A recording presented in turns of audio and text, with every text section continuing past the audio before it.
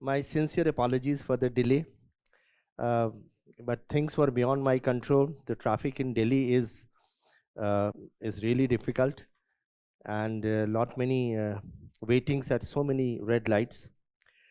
But here I am. So a warm welcome to all of you to Vision IAS, and we are going to talk about something, a part of the civil services examination. At the outset, let me just say, as a way of encouraging tone, that all of you deserve to be in the civil services even without starting the subject as such, and it is a doable thing. And don't think, many people say that it's very difficult, and civil services are not difficult at all. 10 lakh people appear at the civil services every year, but not every one of them is serious. The only main hurdle in civil services is the prelims. Remaining things are not that difficult. Prelims is a dicey thing, as you are aware, and particularly the CSAT paper, which keeps on increasing in terms of difficulty every year. But even then, it's a paper which you have to get only passing marks. There are some minimum marks. So with that note, I'm going to talk about one of the papers and part of one of the papers, and that is ethics, integrity, and aptitude. Now, ethics, integrity, and aptitude is as good a paper as scoring a paper as the essay paper. So therefore, these two E's, if you concentrate on these two E's, I can assure you, you will get very good marks. And it may not be that in the first year you do not get into IAS. You get into any other service. Good enough. And nowadays people make 2, 3, 4 attempts and then ultimately get into IAS, which is absolutely fine. Believe me, all services are equally good. There is no such thing tag attached to the Indian Administrative Service, the service to which I belong. So I come from 1977 batch of Indian Administrative Service, and I graduated from a central school, Kendri Vidyalaya. My father was a professor in mathematics. He wanted me to induct me into the academic line. I was also the topper throughout, so therefore I was also very keen to become a lecturer in a university. I did it from Banaras Hindu University. So there was a central school inside the campus, and since my father was the professor, naturally we were going to that central school. But as luck would have it, even though I was a topper throughout, but the lecturership was a difficult proposition without getting your PhD. So I jumped into the fray of all competitive examination. I appeared at not one, at least 4 or 5 different examinations, a bank and LIC and ONGC and PSUs and civil services. Got into all of them, but then ultimately decided to join the civil services. Not at all difficult. 1.5 year of preparation is what it requires, but unstinted preparation. And as I always like to say, that it comprises of all S. Sincere, systematic study secures sure success. If it is sincere, systematic study secures sure success. So if you prepare it systematically, I can assure you, and associating with Vision IAS, I can tell you that I have gone through the background material of the Vision IAS and the educator. They are some of the best educators that we have in this Vision IAS. So therefore, it will be a useful idea to be associated with this. But coming back to my original thing for which I am here in present before you, and that is to talk about part B of the ethics paper, which comprises of case studies. Theory is part A and part B is case studies. Both are equally important and both are equally easy. Both simply depend on the common sense. So many things, which we talk about in the case studies, they are related to your simple common sense. And I will tell you the methodology, how to do the case studies.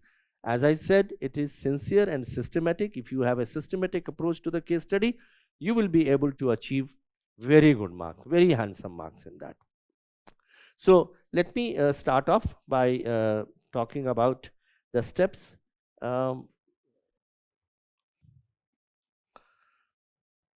So before I start off with one case study, let me first of all give you a sample of case study. Supposing you are in charge of a social welfare department. You will be, as I told you, when you will join civil service, you will be exposed to almost every department in your 35 years of service. And that is what makes civil services so unique and exemplary. If there are 26 letters in the English alphabet, every alphabet represents a department. A for agriculture, F for forest, and S for social welfare, T for transport, E for environment. Every letter represents a department. And in your 35 to 37 years of service, which you will undergo, you will be exposed to almost at least 20 departments. So therefore, the kind of exposure you will have, let us suppose you are in charge of the social welfare department. So you go to a village and you are to distribute old age pension to the beneficiaries, to the villagers. Beneficiaries, who they are? Those who are more than 60 years of age and they belong to that village. Okay. So the requirement is Aadhaar card, for example, and date of birth certificate. These are the two primary requirements. Now you are distributing, this pension to everyone, allotment letter, and you suddenly come across an old lady who appears to be in the 80s, but she does not have any Aadhaar card, she does not have voter card, she does not have date of birth certificate. She's simply like that. She said, I don't have anything. Now, the conditions say that she must fulfill two criterion, that is 60 years of age and resident of that village. So the first option which you will have is to reject the application. Say, nahi hai sahab, she does not have any of those things. So you reject the application. But there is another option. So the other option is, you as a civil servant, you will try to find ways of helping that person, because there is a very important value which you need to possess, and that is empathy, compassion, sympathy, helpfulness. And therefore, you will call two of your colleagues. One will be a revenue officer, a tehsildar, and the other would be a doctor, a medical doctor. And you will say, would you please assess the approximate age of this lady? Now the doctors, medical profession, they, with the help of various parameters, for example, teeth and bones, everything, they can assess the approximate age of a person. So the doctor, after examining her, will say, yes, I have come to the conclusion that she is about 75 plus minus 5 years.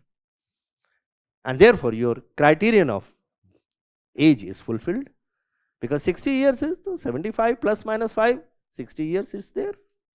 And you ask your revenue officer, Tehsildar, to please carry out a preliminary inquiry in the village by taking the statements of the villagers as to for how much time this lady has been residing there. And they will all say in unison, well, we have seen this lady for the last umpteen years. And then the Tehsildar will give you a report that yes, the lady is a resident of that village. Based on these two certificates, you will grant her the pension. So this is another way of tackling the same situation. Such kind of case studies will come in your part B.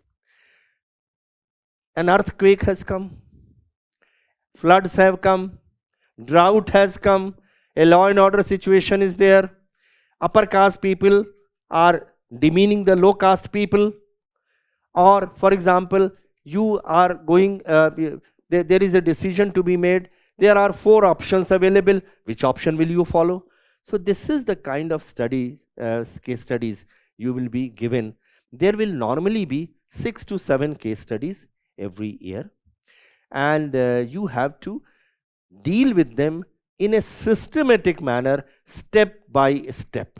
Okay, so what are the steps which are required for resolving a case study? We will discuss them. Can I write on this? How do I write it out? Here. Yeah. Okay. So very simple steps. How do you? There will be a case study, and then there will be some questions. Now, when solving a case study, those questions have to be answered. Have to be answered A, B, C, D in the limited number of words which are written at the bottom of the case study. Normally it will be 250 words or 150 words. Please don't exceed those number of words. 5, 6 words here or there is fine, no problem. But if it is say 250 words, don't exceed 260 or 270 words. Okay, that is one thing. Secondly, keep a tab on time. If, for example, 90 minutes are for case studies and there are 6 case studies, you must take care that equal time is devoted to all the case studies. 2. Number 3, always use the last 1 or 2 sheets of your answer book as rough sheets. Because don't start writing the answers straight away. Because you are bound to make some correction, some mistakes, some you will like to reorder, reframe. So it is best to write first of all a rough and then write the fair ones. Okay, these are 3 fundamental principles. Now the steps. Number 1. So it is the steps for resolution of a case study.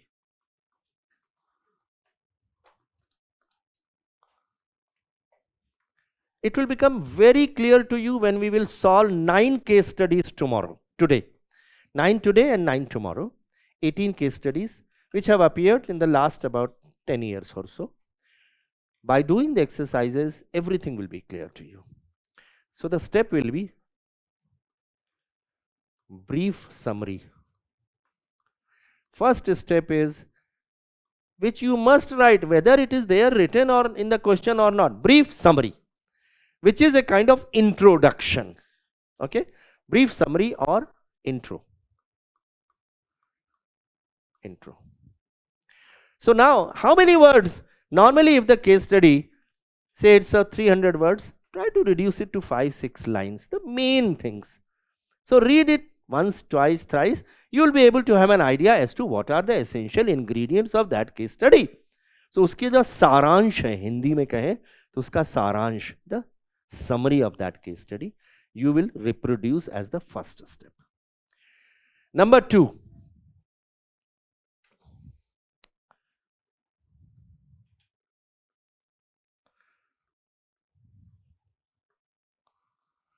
stakeholders.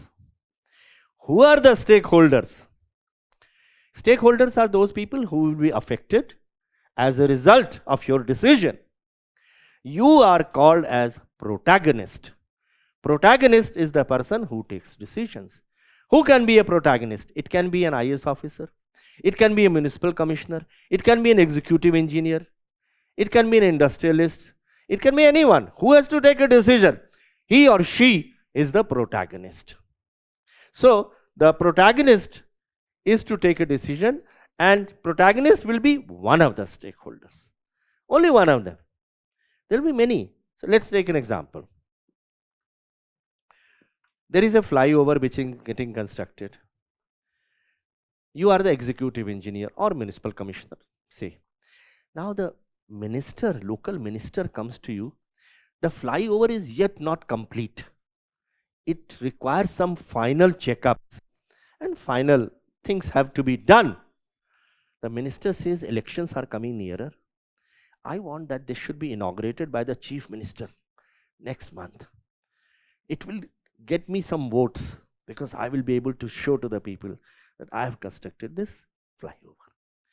Now you are the executive engineer or municipal commissioner, and you know that it is not yet complete. If it is made open because of some structural defects, it may fall down. So you say politely, you say, please don't open it to public. You are throwing the public to a great hazard. The minister said, no, this is my order, you have to do that. So you are in an ethical dilemma. So now the question is, what are the options open before you? There will be many options open before you. Who are the stakeholders? Can you tell me in this, who are the stakeholders? The public, the municipal commissioner, the minister, the CM, the government, all of them are the stakeholders. So you will write down the stakeholders. So then second will be list down the stakeholders. So list of stakeholder. Number 3, ethical issues involved.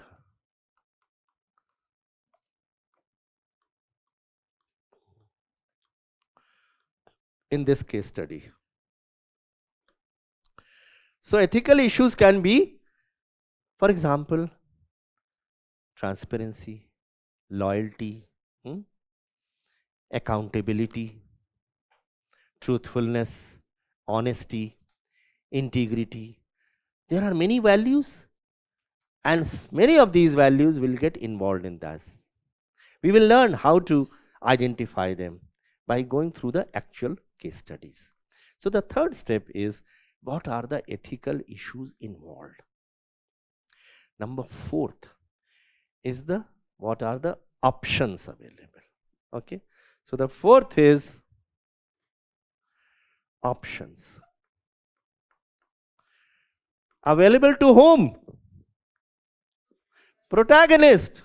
You are the protagonist, or whosoever is the protagonist.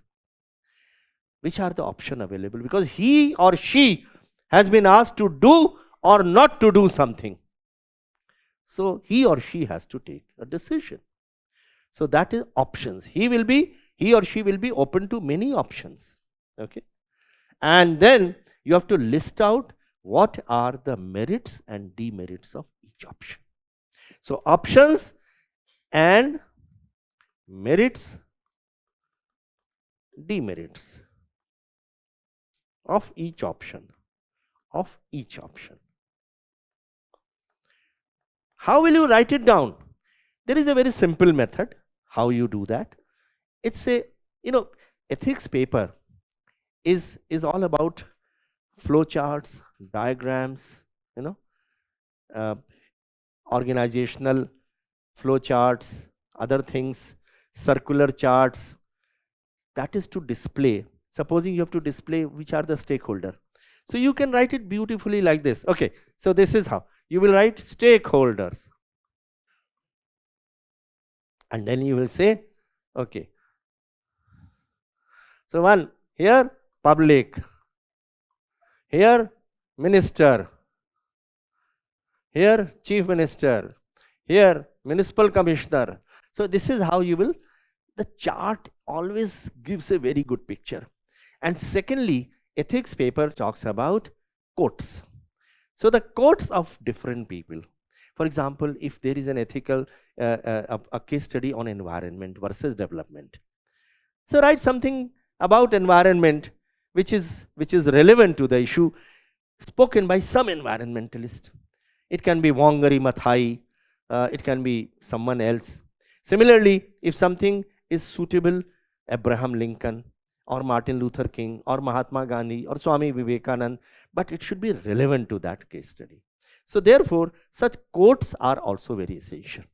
So the fourth is option. Now, how will you write options? Stakeholder, I have told you, is option. This is how you will write options.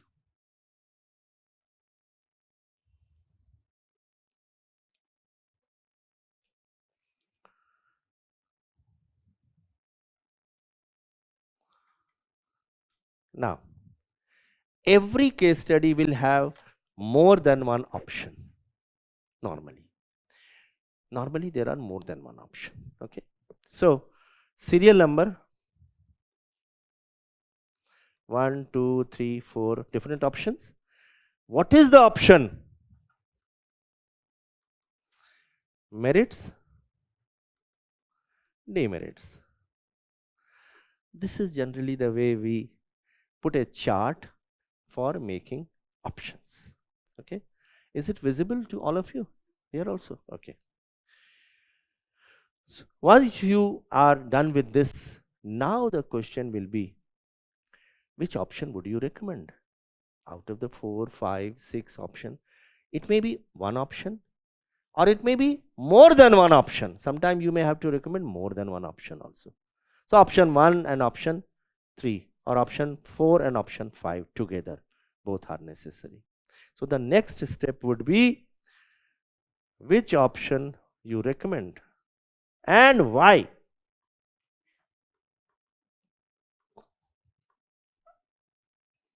Recommend and why. And sixth option is conclusion.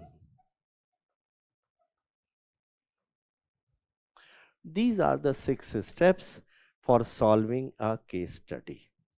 Now, many times in the case study, they will not ask all of them. They will ask, say, ethical issues involved. What are the ethical issues involved? Sometimes they will ask, what are the options available? My respectful submission to all of you is, even if they don't ask for it, but do write the brief summary and stakeholder, definitely. And if you can write ethical issues normally will appear every case study.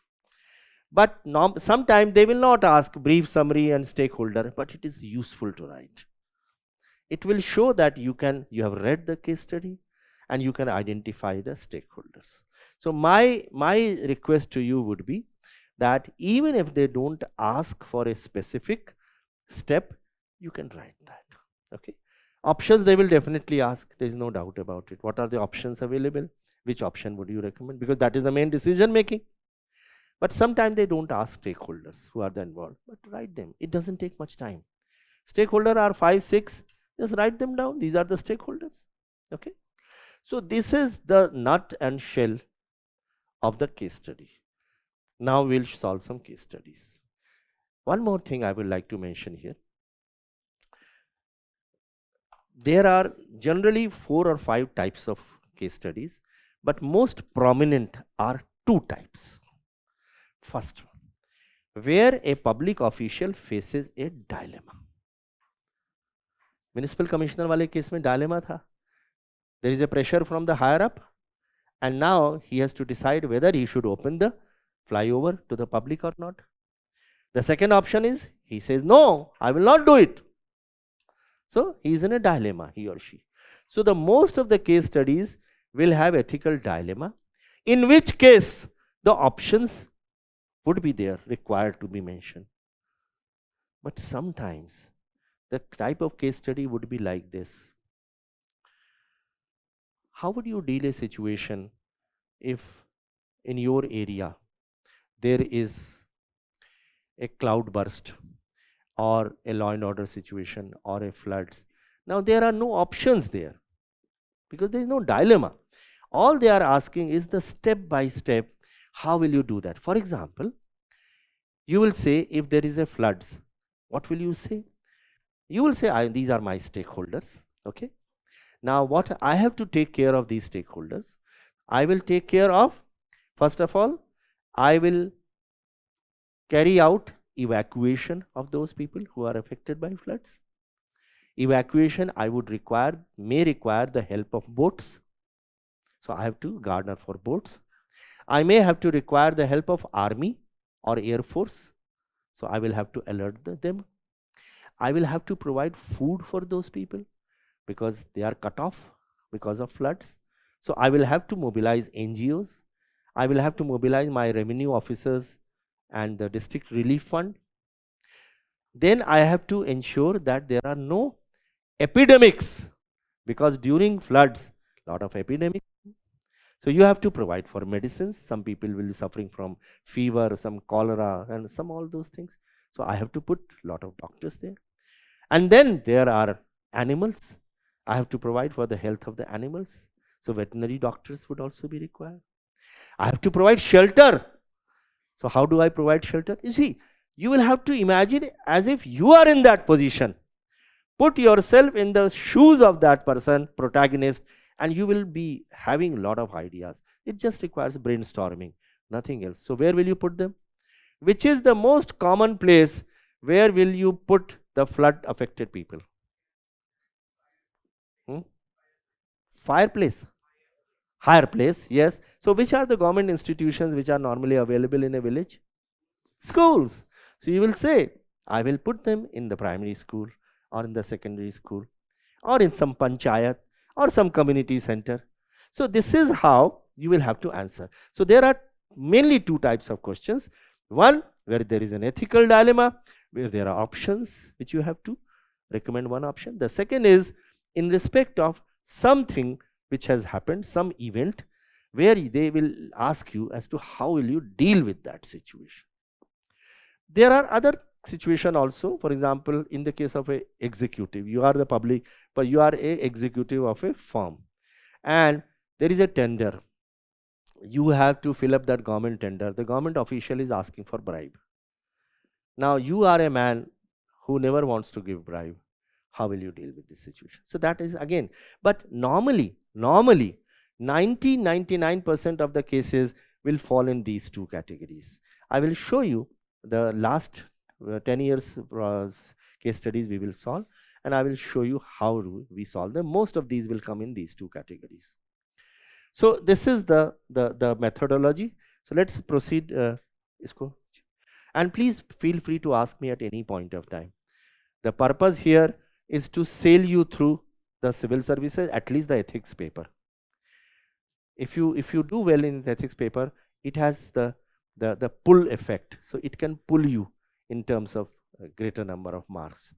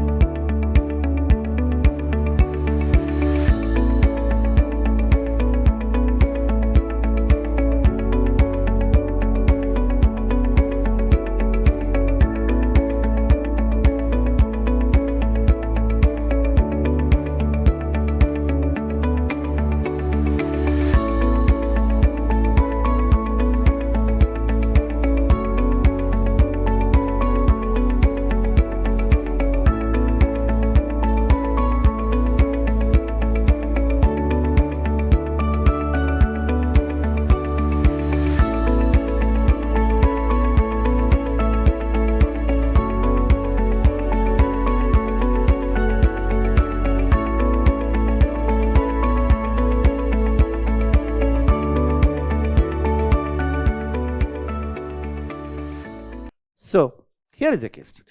Just go through that. Yeah, have you not distributed the English version? Come on, you should have distributed it. This is that thing which I wanted to distribute. The Hindi class which I had in the morning, I distributed this Hindi, English one, so that they can read it from there.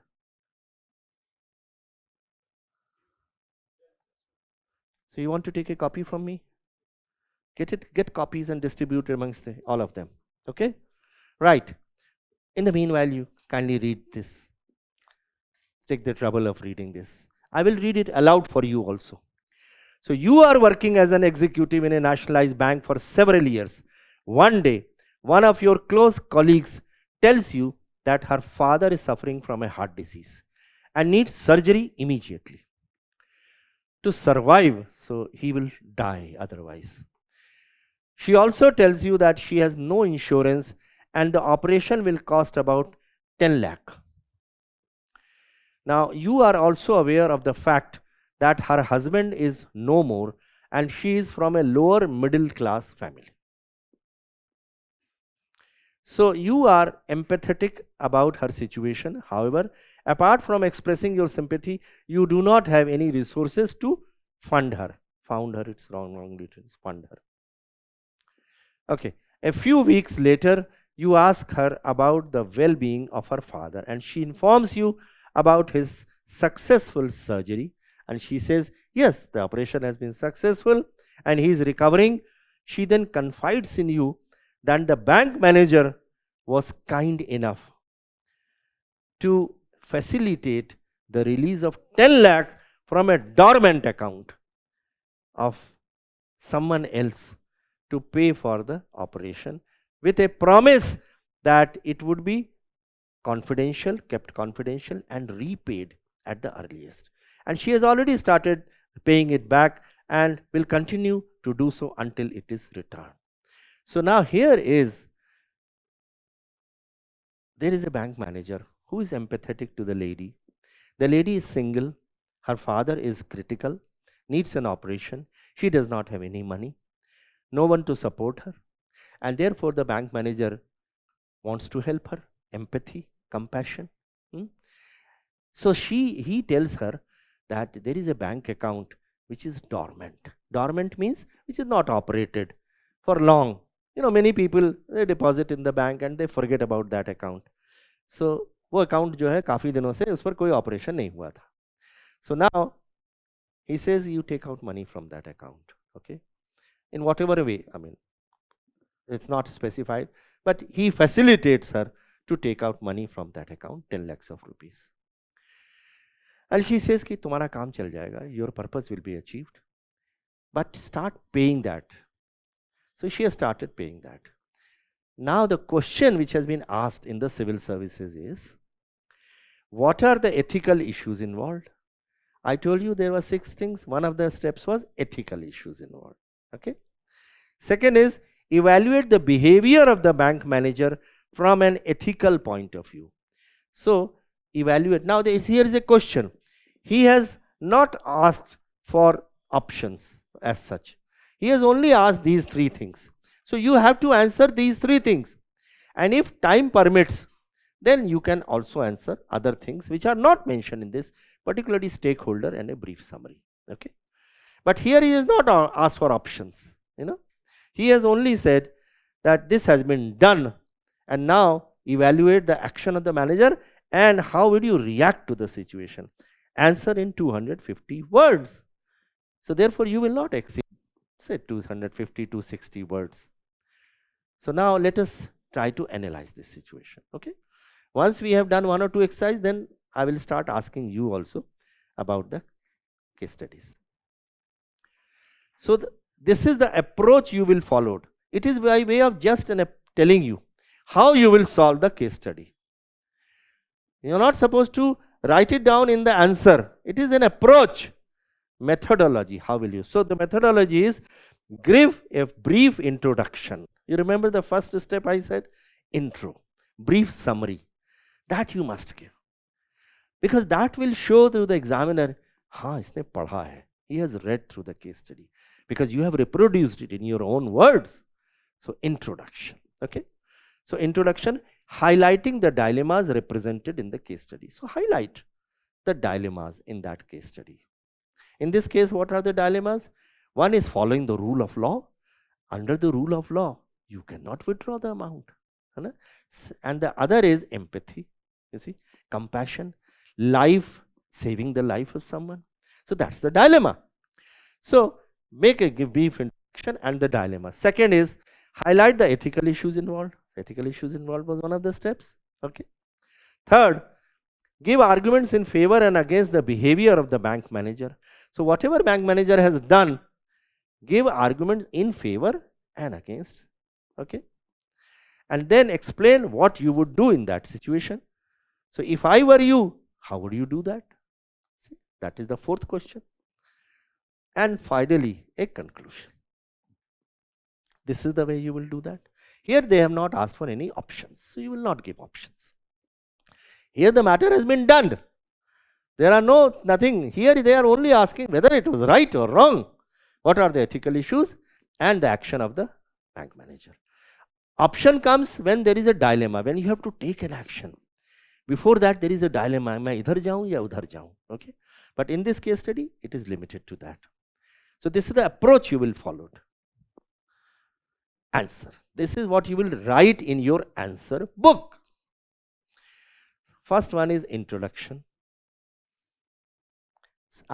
Is it clear or not? Anything which is not clear, please ask me. As I said, the purpose, 3 hours lecture here, the purpose is not a monologue. It has to be a dialogue between you and me. The purpose, why I am saying so, my daughter happens to be one of the civil servants in this country. She was an engineer, but she decided to enter civil services later on. And therefore, I look at all of you as people, who are part of my family. And therefore, I would like to see every one of you, like my daughter. I would like to see all of you, sons and daughters, to succeed in the civil services, which you can. It is doable. Don't think it is not doable. Give at least that many attempts which are provided for, whether 5 attempts, 6 attempts. I'm not saying that you don't keep a plan B ready. Yes, plan B is also sometimes required. But at least civil services will remain the best service in the next 200 years also. No service can match civil services. The kind of exposure, the kind of leadership qualities which you will be undergoing at such a young age, the kind of creativity and innovation which you will be able to do, the kind of part you will play in the public governance of the country, the kind of part you will play in the public policy making, it is unthinkable, unmatchable. So therefore, make an attempt. And ek saal ke liye, just forget about social media, forget about Facebook, forget about Twitter. Just get into the service. You can enjoy the life throughout once you get into the civil services, because the kind of initiative and drive you will have, it is something which no service can provide. Okay, coming back. So, introduction. Case study highlights various conflicts that arise during professional work, such as empathy versus objectivity. Objectivity means rationality. So objectivity says, no, don't take out the money from someone's account. That is objective. But empathy says, oh, her father will die. Can I help her? So objectivity versus empathy. Professional integrity versus personal morality. Professional integrity is, don't do anything wrong. But you are also a person, human being. So your own morality says, I must help that girl whose father is dying. She is alone. Pro rules versus pro life. Clear? Pro rules, rule bound, and life, saving the life. So these are the dichotomies which are present, and you have to mention these things in your introduction. Because introduction and conclusion, they are two most important part of anything that you write. Anything, whether it's a report, whether it's a proposal, because the examiner, whosoever is reading that, the first idea he or she will have will be from the introduction and then the conclusion. Okay, so make it as powerful as possible. Sorry. Pro-life and accountability versus discretion. He has exercised his discretion, which is against rules, and he is accountable to the bank, to that customer also, whose account he is trying to withdraw money. And there are many other things. Confidentiality is breaking. Okay. confidentiality versus integrity, versus helping that lady. Okay, so on one hand the confidentiality is getting broken, but on the other hand you have want to help them. So all these things sum up the ethical dilemmas in the intro. Then ethical issues involved: breach of trust, breach of trust, unauthorized withdrawal from the account. Breach of trust हुआ कि नहीं हुआ? उस आदमी ने अपना account वहां खोला हुआ है और आप उसके अकाउंट से पैसे निकाल रहे हैं, तो ब्रीच ऑफ ट्रस्ट हुआ ना. He had put trust in the bank. So misuse of position. Are you able to see, or shall I remove this one from here? Are you able to see? Remove it. इसको हटवा दीजिए बस. Are you able to see now? Right. So misuse of position, bank managers' power used inappropriately, life versus rules, a critical dilemma of following rules or saving a life, and violation of rights, invasion of the account holder's privacy and rights. So these are the ethical issues involved. That is why it is a part of the ethics paper. Okay. Any other you would like to add to this? You can mention. Yeah.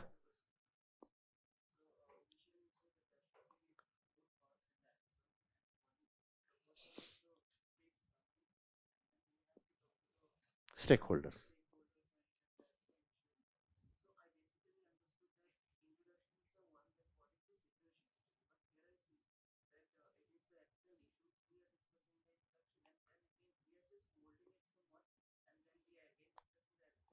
Huh.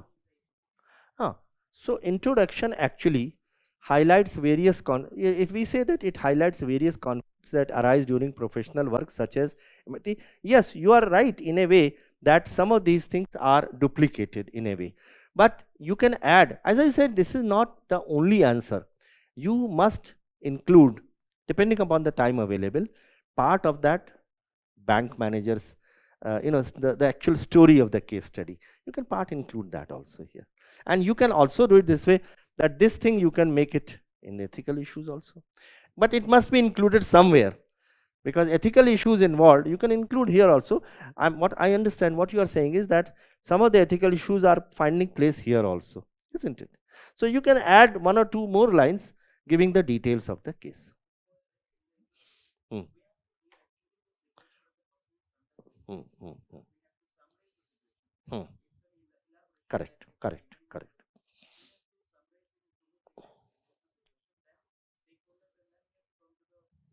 You're right. You're right. That is the most important part. But why we have included here also is because introduction, if it includes the very important parts, then the examiner in reading the introduction itself has an idea. Yes, he knows what are the issues involved, ethical dilemmas involved in that. That is why I have included. But you can elongate it slightly more, giving more details of the case study also. But the reason is because I feel that introduction and conclusion, they are the most important parts, and therefore sometimes a repetition also establishes, in fact reinforces your ideas. So a repetition of this thing, some of these here also, though we have not exactly used the same words in both of them, we have used different words, but yes, essence is somewhat duplicate also. Yeah, somewhat duplicate.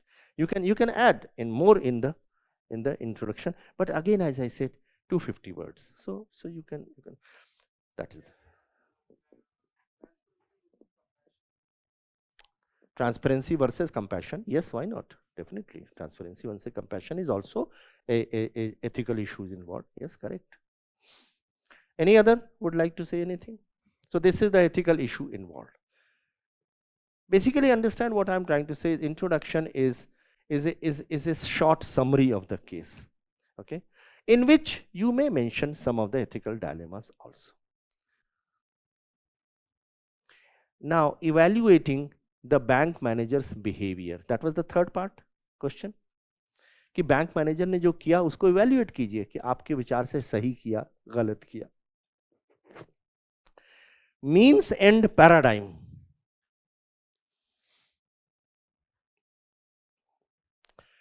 Means and paradigm का मतलब ये हुआ कि ends are good, but the means were not good. So that is a paradigm. So the bank manager basically is a good man. He wants to help that lady. So the end is good. He was able to get the surgery done. But the means he adopted was to use money from a dormant account. So this syndrome is always there. There are two types of approaches in ethics. They are called as utilitarian approach and deontological approach. The deontological say means are important, ends are not important. But the utilitarian says means are not important, ends are more important. So here it is basically a utilitarian approach where bank manager felt that end result is good. So even if I have followed, and then he is able to justify it by saying, okay, after all, she has started depositing the money back into the account and she will complete that. So basically, she is not a dishonest person or the bank manager. Second, intention, consequence gap. So intention, consequence gap. Right intention, but improper action. Intention is good, but improper action. Third is fairness, compassion, discrepancy. So empathetic, but unfair and inequitable. Why inequitable? What is equity? Exactly. Absolutely correct. Because other people will also be tempted to do that. It is inequitable. He is doing it only for this lady. Then it is inequitable. Whether he should do it for everyone then. Okay. So it is fairness, compassion, uh, fairness, compassion, discrepancy, empathetic but unfair and inequitable. C is your reaction. That is the question. How would you react to the situation? So the two things which are, one is policy advocacy, suggest converting the amount to a loan and advocating for transparency. What's the meaning of this?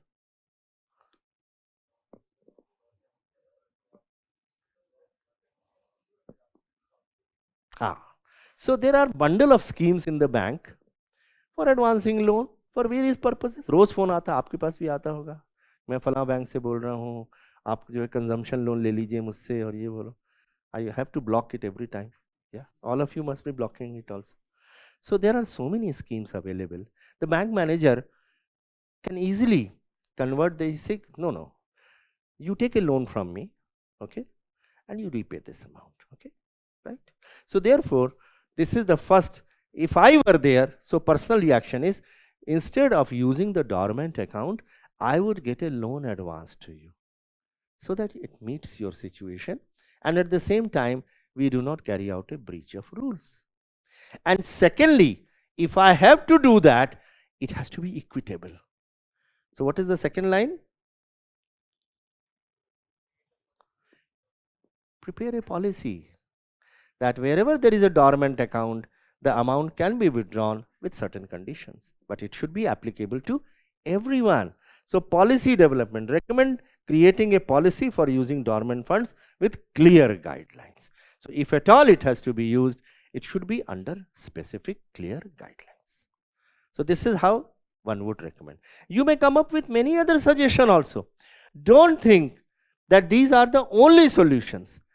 All of you have got wisdom in the world, and you can come out with new issues, new solutions to the problem, brainstorming, through thinking about it if you were in the position. So therefore, at the examination hall also, sometimes you may do loud thinking, what can I also introduce in this? Okay. Conclusion. A balance between compassion and adherence to banking policies is suggested, with a focus on transparency and the establishment of structured protocols for similar situation in the future. So that is the conclusion, that it is recommended that we should have a policy decision for similar situation coming in future, and therefore one has to strike a balance between compassion but adherence to the banking policies. Any doubts, anything? Yes, please.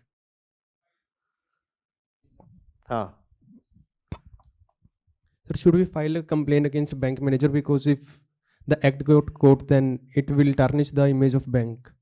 So here the case study relates to only specific issues. Okay, where will you like to recommend that?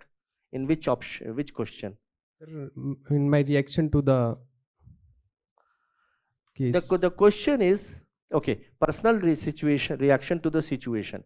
So situation is that the lady is the concentration is on the lady, the focus is on the lady.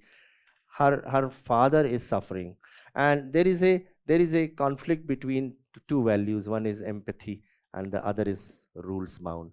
So no doubt you can always file a complaint, but here the question is this, that by filing a complaint, does it really solve the situation or not? So it does not. So therefore, instead of writing, it is better to talk about the bigger things, policies and things. This will be a better answer. I'm not saying that your answer is wrong.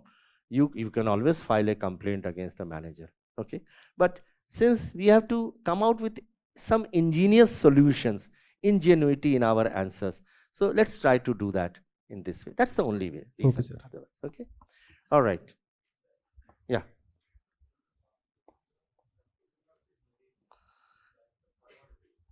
Pardon? Sorry. Yeah. What was that?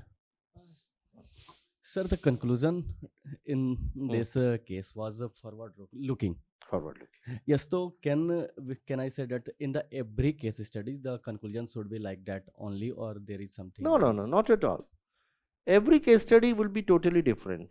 You have to conclusion is generally you are right. It is a way forward. Yes. How you would like to proceed ahead in future? For example, that question about that old lady pension scheme, which I gave you that case study. Na? Yes. Now, there the conclusion I would write that I would recommend to the government that if someone does not have any such certificate, we must find ways and means of getting such person the pension. How? For example, when you go to give votes, if you don't have a voter identity card, there are other things which are also admissible. So I will make, because everyone may not be that empathetic like the person I was saying. He got a report from the chief medical officer, he got a report from the tehsildar, and he, on the basis of that, he ordered grant of pension. But everyone may not be like that. So we will recommend in the conclusion, way forward, we'll say, we will recommend to the government that if a person does not have an Aadhaar card or does not have a date of birth certificate, there must be ways for the satisfaction of the officer. If he or she is satisfied, through some other inquiry, it should be granted, so that that thing is available. That is the progressive outlook. Okay.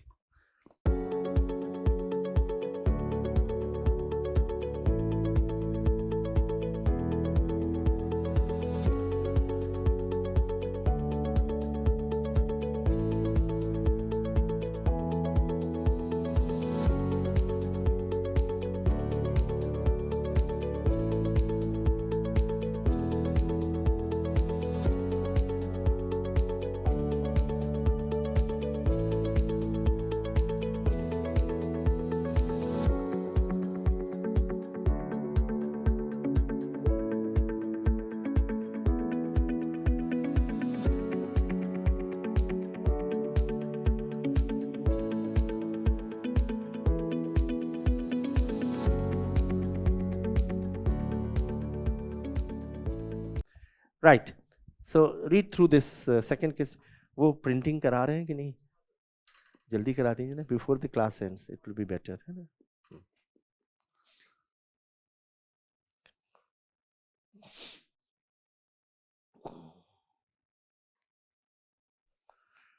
So you are the vice principal of a degree college in one of the middle class towns. Principal has recently retired and management is looking for his replacement. There are also feelers that the management may promote you as the principal. You are the vice principal, you may also be promoted. In the meanwhile, during annual examination, the flying squad came from the university, caught two students red-handed, and involving unfair means. A senior lecturer of the college was personally helping these students in the act. And this senior lecturer happened to be close to the management. And the two students who were doing those unfair means, one of them was son of a local politician who was responsible in getting the college affiliated to the university, and the other was son of a local businessman who had donated maximum funds for running of the college. So you immediately informed the management regarding this unfortunate incident. The management told you to resolve the issue with flying squad at any cost. So they wanted that get it resolved because it will otherwise bring a bad name to the college. So they further said that such incident will not only tarnish the image of the college, but also the politician and the businessmen are very important people for the functioning of the college. You were also given a hint that we are considering your name for the principalship also, and if you don't solve this problem, it may your promotion will depend how capable you are in solving this issue, you see. And at the same time, there is a warring group of students union. They are sitting outside and they are privy to this, and they say that take action against that lecturer and also against the students. So now you are in a dilemma. Okay, on one hand, your promotion depends on how you resolve the situation. On the other hand, you stand by your principles. You would not like to brush it under the carpet. You would like that truth should triumph. Okay, so therefore, discuss the ethical issues involved in this case. That's the question. Discuss the ethical issues involved in this case and critically examine the options available to you as a vice principal. What option will you adopt and why? So here both the things have been asked. It has been, they have asked what are the ethical issues and then what are the option and which option to recommend. They have not asked for stakeholder, but stakeholder is one thing which I would very humbly submit, always include that. It's always a good idea, and a brief summary also. Okay, so stakeholder kaun hai isme? Who are the stakeholders?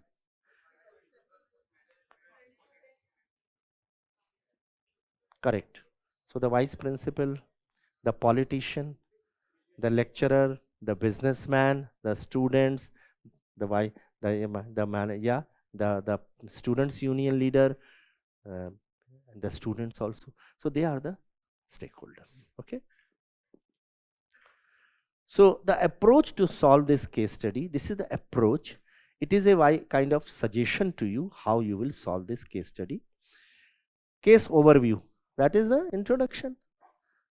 Summary of the case, that's an overview. Okay.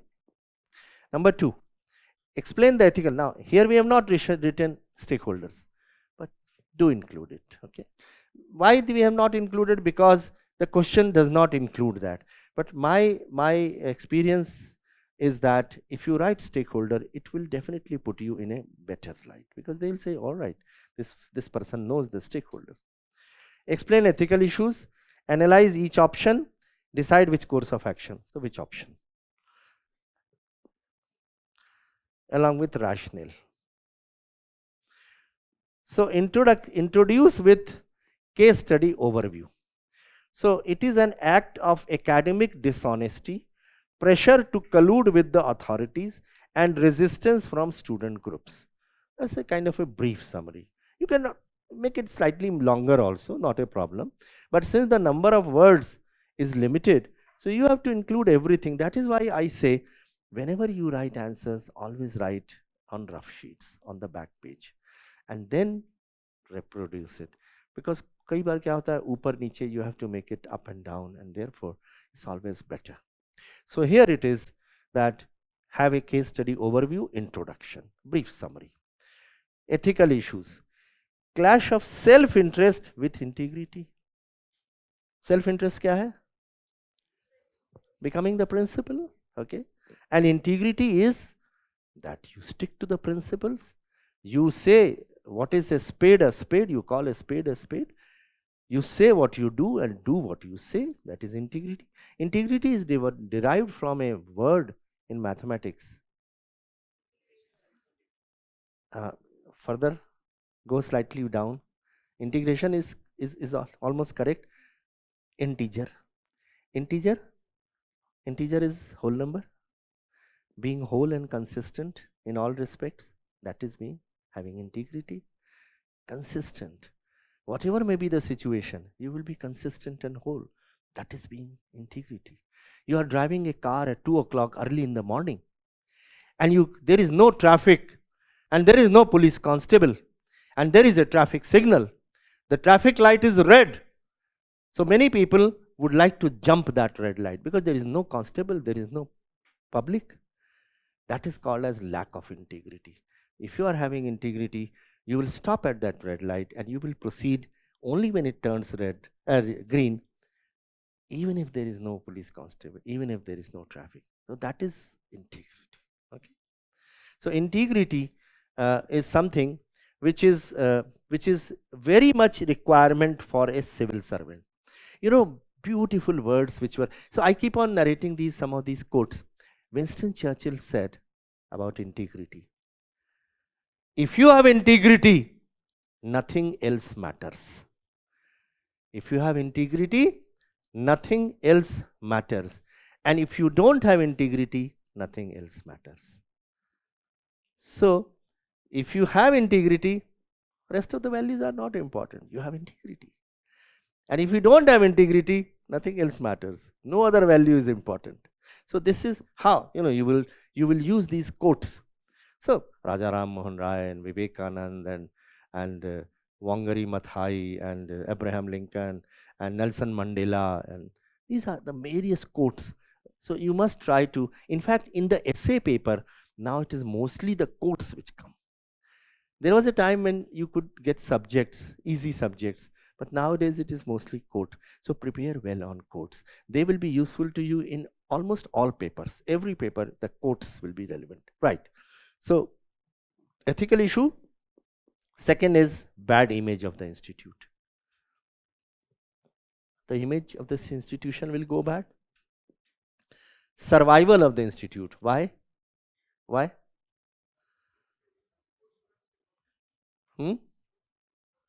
Yes, because people will, the moment the brand image, reputation of the institution goes on कि यहाँ तो नकल होती है, then people will not come. So if the survival of the institute will also depend, that is also an ethical issue. Options. Number one, collusion with culprits. There are merits and there are demerits. You have to write the option, merits, demerits. As I told you, you can write in the tabular form, which I had given you. You can also write in this form. कभी कभी हम लोग क्या करते हैं, what we used to do is that, because there are 6 or 7 case studies, 3 case studies we write with the tabular form, 3 case studies we write in the paragraph form to make it slightly different. Okay. So, collusion with culprits. Who are the culprits? Well, yeah. So they are the students, they are the lecturer, and the management, the politician. They are all culprits. So the merit of this is it ensures support from influential figures and you get promoted. Promote हो जाएंगे ना जब आप उनकी बातों में पूरी तरह से, when you will agree with whatever they are saying, you will get promoted. So that is the merit.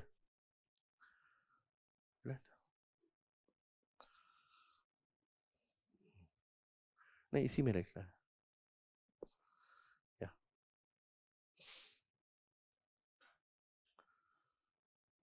Thank you. Okay. So merit, it ensures support from influential group and promotion. The demerit is compromises integrity and academic principles. You have grown to become the vice principal on certain principles, academic principles, they are being compromised. Okay, so this is going to be the demerit. Your reputation will also be bad. Okay, so the academic principle, the personal benefit versus students' interest. So you are bargaining the students' interest, because if two people are caught copying, it will give encouragement to other students also. They will also start doing it. They will say, okay, when these people can get away with this, we will also get away with this. So students' interest. Merit will be totally compromised. All right. The second is, I will take up this one first. Standing up for what is right. So you say, no, a spade, I'll call a spade a spade. What is right is right. So merit is prioritize meritocracy and institution integrity, ensure long-term credibility. So your reputation as a long-term, people will say, here is a person who has integrity, professional integrity. So your reputation will enhance. Demerit is that there will be backlash from influential figure. You may not get promotion. What to talk of promotion? You may even lose your job. So that is the demerit. You must write down. And please, when you write the option, the first option should be one which is least feasible. Least feasible. And the best option which you would like to recommend should be the last option. First option, least feasible. For example, you get a complaint regarding a medical college that the medical college does not have sufficient infrastructure. They don't have teachers. आजकल के यही हो रहा है private में कई बार. They don't have the infrastructure, they don't have the teachers, and they are still having students. So the future of the students is at stake. So you get a complaint that Fala medical college does not have adequate infrastructure, and therefore it should be de-affiliated, de-recognized. So you go there and you find that it is actually true. Now, the proprietor of that medical college comes and says, take 2 crores of rupees from me and you give a favorable report. Now, this taking 2 crores of rupees is unethical. It is an option. So you, while writing down the option, the least feasible option also you will write. Taking a bribe, there will be merits and demerits. Merits will be that you will gain, that much of money, doing you a favor. Demerits is your total professional integrity is compromised, and the students who are coming, they are not going to ultimately get placements. Their future will be lost. But that is an option. So the least possible option must be written as number 1 option. And the most possible option which you would like to recommend should be the last option. Okay. Sometimes more than one option it can also be possible, that you will use option 4 and option 5. Both of them have to be taken together. So this is how you write. Okay. Here, so this is the second, standing up to what is right. The third is doing some middle ground. The balance interest कर लीजिए, दोनों को कुछ compromise कर लीजिए, so you can sometimes compromising your this thing, that I will remain all right, I will not make an agitation out of it, I will not go to the press, and find something, you persuade the minister, the politician, or you persuade the students union.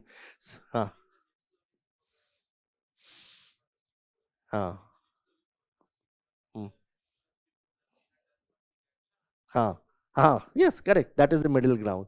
So doing a lip service but doing nothing actually. Okay, but I have told them, these people. So that is the middle path. But middle path is, merit is, it balances interests, secures support, and guarantees promotion, isn't it? Lip service, as you very rightly said. Demerit is, does not fully resolve ethical concerns. Okay, personal benefit versus students' interest. That is compromise, because you are doing a lip service. You are telling them that I am doing everything, but actually you are not doing anything because you want to be promoted. So these are the 3 things. Preferred option, standing up for what is right. That is why it was written in the last. So always write the last option as the one which you will recommend. The reason adopting a principle stand and addressing the issue transparently will uphold academic integrity, so safeguarding meritocracy and ultimately enhance the institution's credibility. So this is this case study, how you will solve this case study. Any questions on this?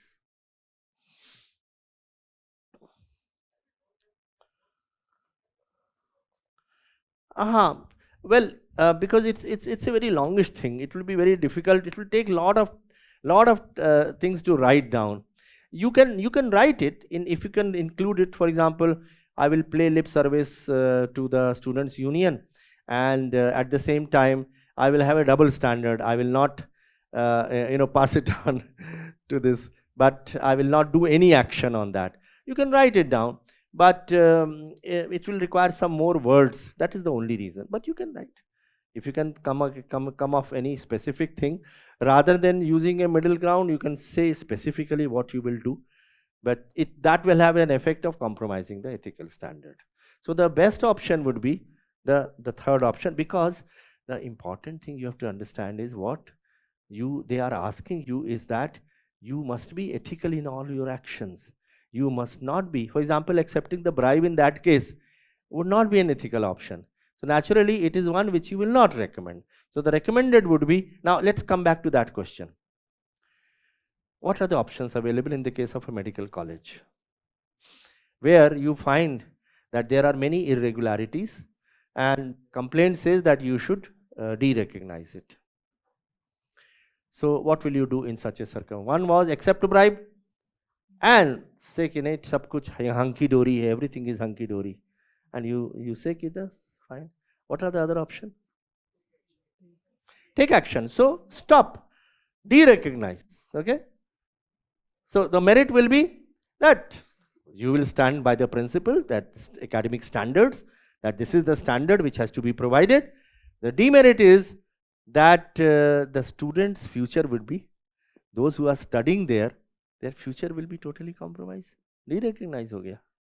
No institution will come for placement or anything. They will say कि तो de-recognize है, इसकी degree de-recognize हो जाएगी, isn't it? But there is another option. What is that option?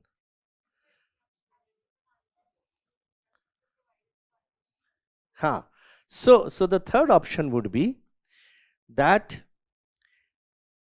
you tell them that you improve the infrastructure, but for future you cannot have any more admissions. These students who are already there, they are allowed to continue till such time as, but in the meanwhile you also improve the infrastructure. Then we will see whether it has to be done. But the third option is you allow the students to continue and say that from next year, academic year, you will not be having any admissions unless you improve the infrastructure. So that will take care of the future of the current student. It is a more practical solution, isn't it? Rather than the middle solution that you totally de-recognized. So therefore, sometimes the examiner will like to see whether the solution which you are offering is a practical solution or not, isn't it? Yeah.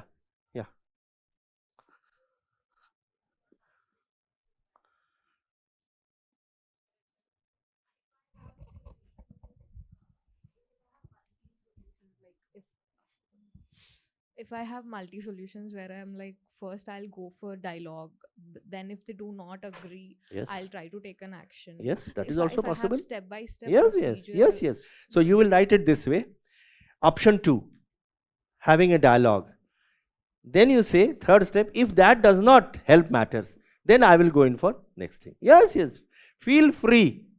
You can have multiple solution. You can also say, I will take first step this way. If it does not succeed, then I will go to the next step. So that also. So you will write in that option that I will go for a dialogue.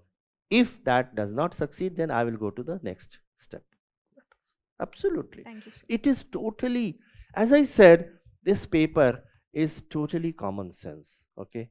Just place yourself in the position of the protagonist, and you will come out with solutions. Okay? Yeah. Sir, Next page करिए. हाँ. sir, Yeah. sir. Yes, sir.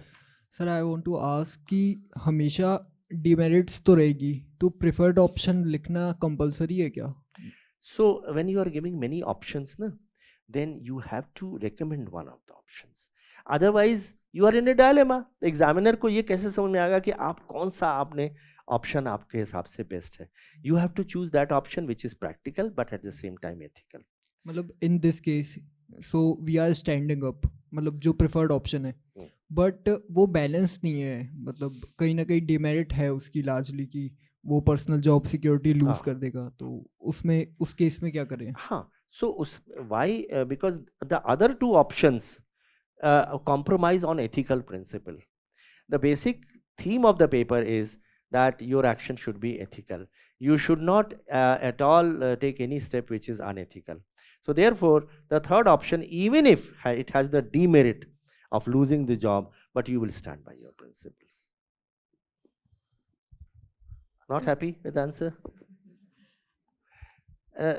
Take it from me that the GS4 paper, basically ethics paper introduced, why what is it introduced? Because there were so many unethical activities going on amongst the politicians, civil servants, police officers, that the government had to take a decision, and they took three measures. Number one, they introduced in the training element, the training policy they introduced 2012, which incorporates therein that every civil servant must undergo induction training on ethics and then mid-service training also on ethics. That is first. Number two, GS4 paper they introduced, that everyone who appears for that must understand what ethics is. Even if 20% of it remains in him or her, that's good enough, you see. And third is, they set up a second administrative reforms commission under the chairmanship of Veerappa Moily. So that has come out with 15 reports. The fourth report deals with ethics. So so even if it means a personal loss to you, the examiner would expect that you will stand by your principles. Okay. And it is said also na कि सत्य परेशान होता है, पराजित नहीं होता. Ultimately पराजित नहीं होंगे आप, परेशान हो सकते हैं थोड़ी देर के लिए. You may be troubled. Yeah. So another one that if all the examples we have seen so far, the 2 or 3 have been very generic, like merit, demerit, we are trying to say. But if I am like really giving a solution using government schemes, or if I want to mention a particular law or particular provision of the constitution or anything of that sort, if I mention them and explain the step-by-step procedure, it's gonna take up a lot of space. There is no harm in mentioning the constitution or laws, conduct rules, say for example, prevention of sexual harassment to women. All these acts, rules, laws, if you can reproduce wherever it is relevant, do it. Definitely, it adds strength to your answer. In that case, options and like for example, in this particular case, how do I write an answer where I write an option and a justification in this system, like merit, demerit? If I follow this particular paradigm, I cannot write all those laws or the steps I'm trying to say. No, why not? In the merit itself, you can write down, it will uphold article itne of constitution. This is how you will write down. Yeah. Another thing you can do, since you have raised a relevant question. Okay, so I was telling you that we will make it in a chart form. So yeah, so you can do it this way. Come on. आया नहीं, आ गया. I was telling you that this is how you will do that. Seeing that? Serial number? Option?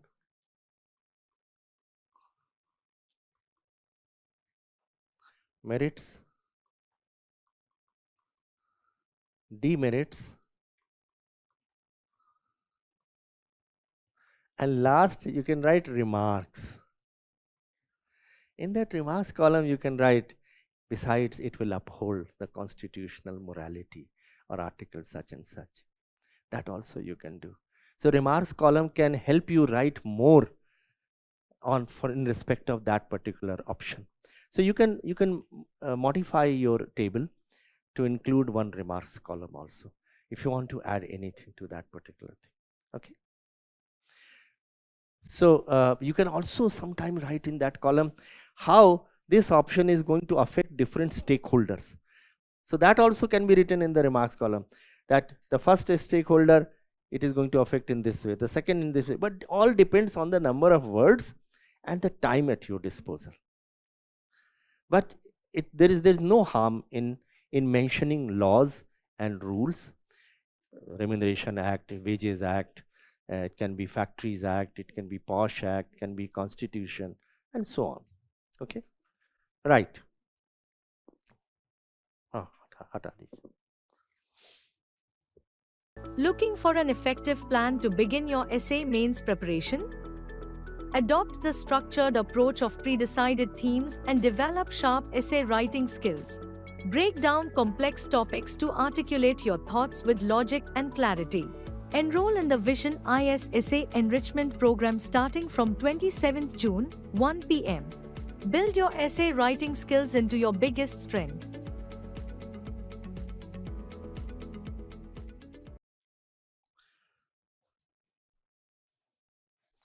Case study again.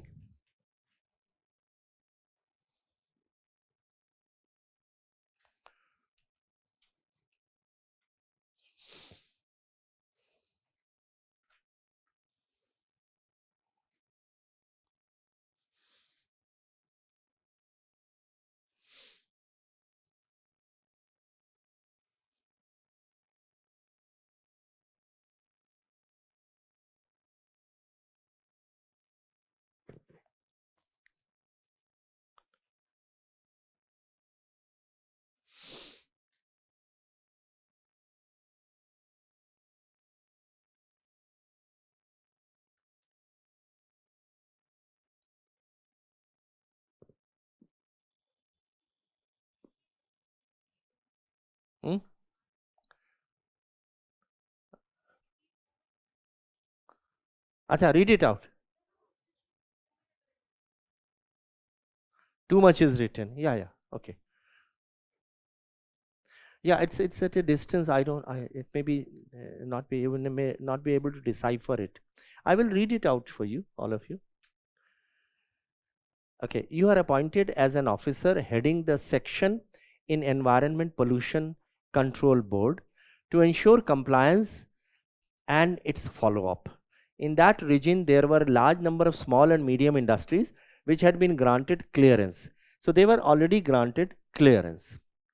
You learned that these industries provide employment to many migrant workers from different states. Most of the industrial units have got environment clearance certificate in their possession. The environmental clearance seeks to curb industries and projects that supposedly hamper environment and living species in the region. But in actual practice, majority of these units remain to be polluting units in several ways, like air pollution, water pollution, soil pollution. As such, local people encountered persistent health problems. So even though they had got NOCs and permission, but they were free for all. They were polluting the entire atmosphere, and people who were belonging to that area, they were the sufferers. So it was confirmed that majority of the industries were violating environment compliance. You issue notice to all the industrial units to apply for fresh environmental clearance certificate from the competent authority. So you tell them, no, the old one is not valid.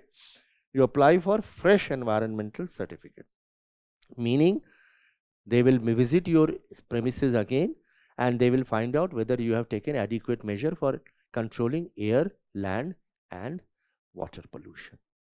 So now this will be, there was a furor because they were all violating the laws, and therefore they will have to introduce lot of machinery, new machinery, so that the pollution does not happen, which means more investment, more money, you see, less profits.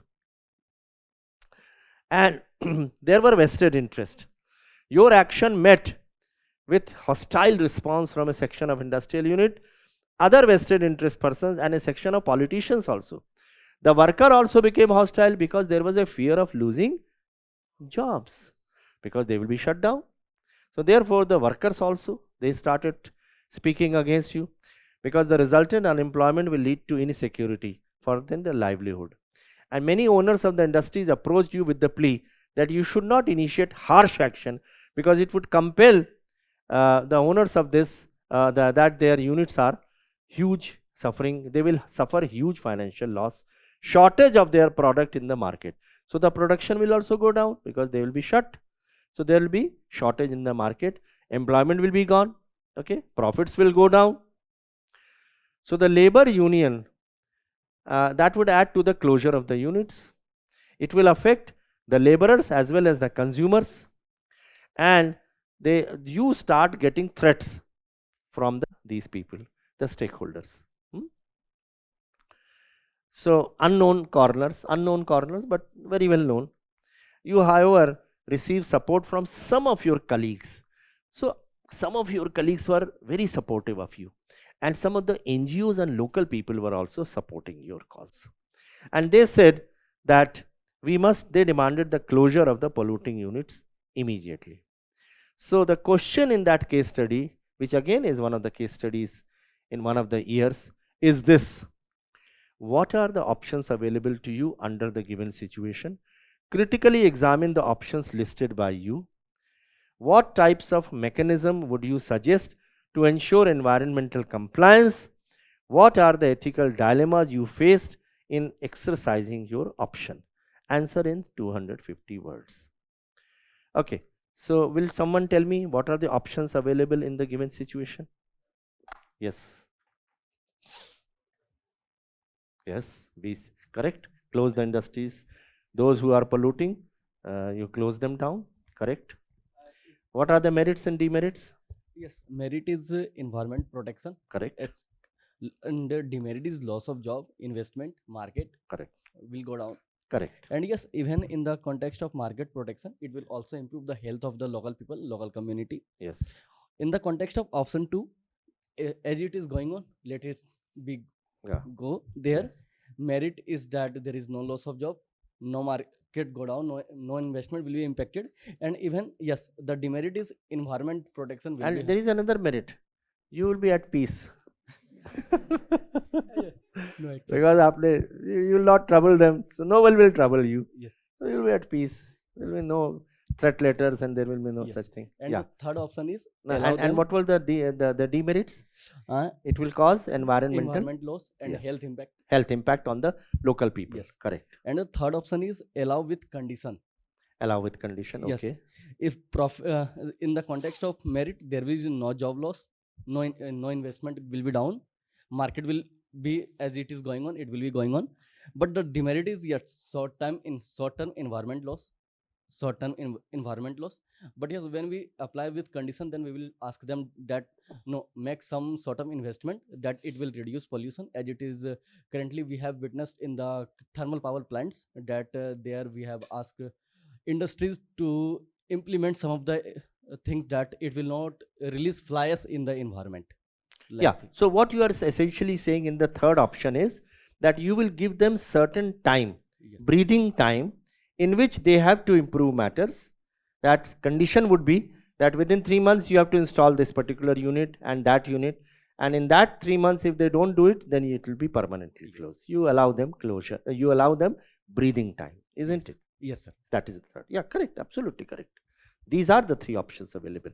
Any other option anyone would like to? Yes, sir. Probably we can bring about any policies, or we can create up new committees, and Yeah. another option I would suggest is we could also discuss this with the higher authorities or the ministries per Mhm. se, and create another committee regarding this, so that this can be a big example to all of them, as it is an environmental issue.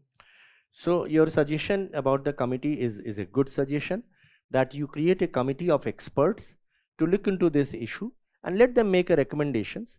And once the recommendations are made, then you can ask. This will give them some breathing time also, and will not precipitate the issue also. Okay. So the first two options which were mentioned by your colleague, that is there. Third, he said give it conditionally. Fourth, you said that make a committee to make a recommendation which can give expert views about it. Absolutely correct. These four are very good suggestions. Any other? Yes. We can discuss with the stakeholder also. Yes. Yes because वही लोग हैं जो primary effect हो रहे हैं, जी. तो उनके साथ डिस्कस करके अप टू मैक्सिमम एक्सटेंट वो कितना एक्सीड कर सकते हैं अपनी limits, that is very important. Correct. Because अगर वो अडियर नहीं करेंगे इस पॉलिसी से तो फिर कोई मतलब नहीं. Yes. So discuss with the stakeholders, that also is there. In fact, the committee which you will constitute, they can be given the mandate to Include. discuss with all Yes, stakeholders and then exactly. come out with the suggestion. Correct. Yes. The environmental hazards that this thing is causing, so they're still not yet supportive, the local Correct. people, and the health consequences that they are working Awareness with. program for whom? For the local people who are Local being people. affected Yeah, by that also is necessary. That also would be, And the but employers over too. and above this, because first of all, the industries have to be, you know, told that these are the things which you are lacking, and you have to do that. So that, so correct. Awareness is also a good idea. IEC, which is okay. So, so this is the approach. How to solve this? This is just an approach. This is not a part of the answer, as I have been telling you. Introduce by highlighting facts of the case with stakeholders concerned. So write down the stakeholders. As I said, always write down the stakeholder. Make an introduction, brief summary, then stakeholder. Highlight the options available and critically examine each one of the option, merits, demerits, with remarks column. Suggest different types of mechanism to ensure environmental mechanism. Okay. Highlight ethical dilemmas faced in exercising the option and conclude accordingly. So let's do that.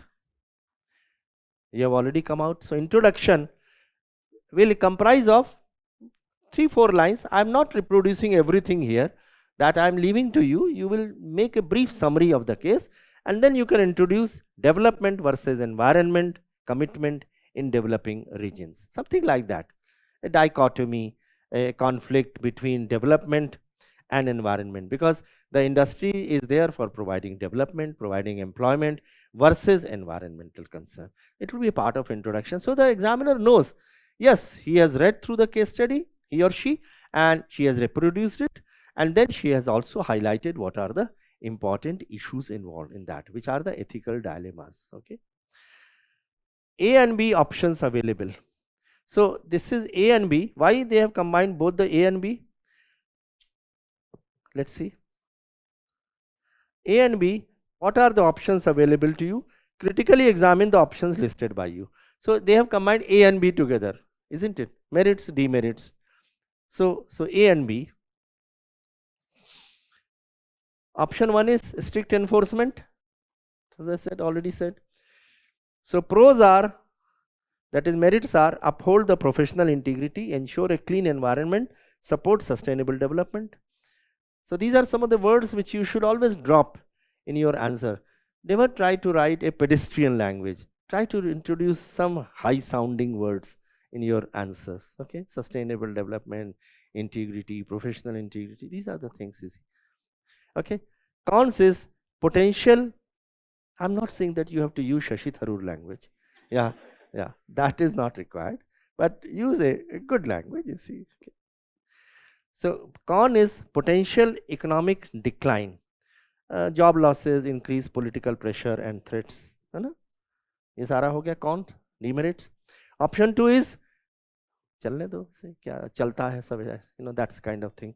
In India, many things just run like that, चलता है. So status quo. So support economic stability, placates labor union, avoid immediate job losses. Con is ignore the spirit of the law. Environmental laws, they are gone. Go for a 6. And dereliction of duty on the part of the officer compromises public health and long-term environmental quality. They are the pros and cons, merits and demerits. Third is expert committee and grading. So balanced approach, inclusive stakeholder engagement. So include the stakeholder engagement, form the committee, phased compliance, which can make a recommendation for phased compliance. That also essentially what you were also saying, that basically give them some time, so that so expert committee, you know, has the effect that people then start saying, oh, an expert committee is there in place. So formation of a committee consisting of experts always has the desired effect to solve a particular problem. Okay, so for example, one nation, one election, there was a committee which was formed under former president of India. So a committee formation always helps resolve the issue, you know, which are very contentious issues. And con is political backlash, slow response to urgent pollution issues. So committee formation will delay things, because what happens is committees, the recommendation takes some time, 3 months, and then they ask for extension, another 3 months, another 3 months. So it may take some time. So this is the answer. And mechanism, the part C was mechanism to ensure environmental compliance. That was part C of the question. A and B तो हम लोगों ने अभी किया है. C, ensure environmental compliance. So it should be a graded approach. Target severe violators, assist displaced workers. So this is what exactly is meant by this. हाँ, सबसे ज़्यादा जो पोल्यूशन कर रहे हैं उनके ऊपर सबसे पहले आप एक्शन लीजिए, तो बाकी लोग अपने आप धीरे धीरे they will fall in line. जो सबसे टॉप मोस्ट, सबसे शैतान बच्चा जो होता है क्लास में, उसके खिलाफ एक्शन ले लो, तो बाकी सब बच्चे जो है सहम जाते हैं, अरे इसके खिलाफ एक्शन हो गया. तो इसीलिए सबसे बड़े वायलेटर के खिलाफ एक्शन ले लो, so you will be able to get things done. Automatic compliance हो जाएगी. Environmental monitoring cell, so conduct random compliance checks. It's like a kind of a flying squad. Send a flying squad regularly. That is called as surprise inspections, so that people know that inspections will take place. Okay, so that is environmental monitoring. Incentive, encourage adoption of green technology through CSR initiatives. So encourage people, companies to adopt green technologies. है ना? So green technologies means green energy, green power, rather than thermal energy. Encourage them to use less power, so that less pollution. That can be done through CSR initiative. I'm sure CSR you must have read it. Yes. Fourth is public disclosure. Increase accountability with transparency in compliance data. So the data must be made transparent. So data is actually, sorry, what happened? Yeah. Can you, yeah. This is note, no? Which one? No, mark.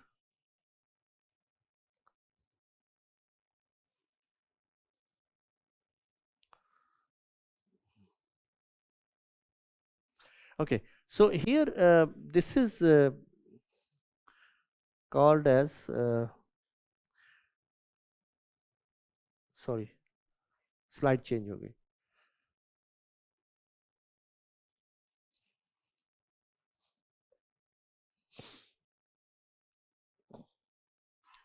Yeah, so so what happens is that increase accountability. इसको कर दीजिए. Increase accountability with transparency in compliance data. What it means is that try to publish all the data for the information of the people, so that there is an awareness amongst the people that this area is having so much of pollution. People should become responsive to the environment, which is what you were trying to say, that make an awareness campaign, let people be aware. How will you do that? It is through public disclosure and increase accountability and transparency, and then engage NGOs. NGOs which are true NGOs. There are some NGOs which are not good for nothing, but there are some NGOs who are doing good work. Involve them. They are, you know what they are called? These organizations which assist the government. They are called as unofficial actors. The unofficial, who are the official actors in public policy? Yeah, state. So political executive, permanent executive, which comprises of the prime minister, the chief minister, the minister, the officers, secretaries. So they are a legislature and the judiciary. They are part of the official actors. And unofficial actors, industries association, labor unions, media, NGOs, activity coalitions, pressure groups, interest groups, banks, bankers, okay, yeah. So officers association, bankers association. So these are, involve NGOs. And then livelihood versus D is ethical dilemmas. So the question also said, what are the ethical dilemmas? So livelihood versus environment. Obviously, if you take care of environment, sometimes the livelihood will be lost. That is one issue. Public duty versus personal safety. Upholding responsibility amidst personal risk, because you are getting threats. So the second issue is this. Third is rights of unprivileged versus professional duty. So ensuring job security for vulnerable groups while enforcing environmental laws. The migrants would be very, very poor and their families have to be supported. So that again is an ethical dilemma. The fourth is compliance versus profit. So navigating industry's pressures to prioritize long-term sustainability over immediate profits. So trying to persuade industry that you must have long-term sustainability rather than short-term profit. What is called as the triple bottom line effect of a business? Triple bottom line effect of a business. It is called as 3 P's. What are the 3 P's? Come on. No, not that. The business has effect on 3 P's.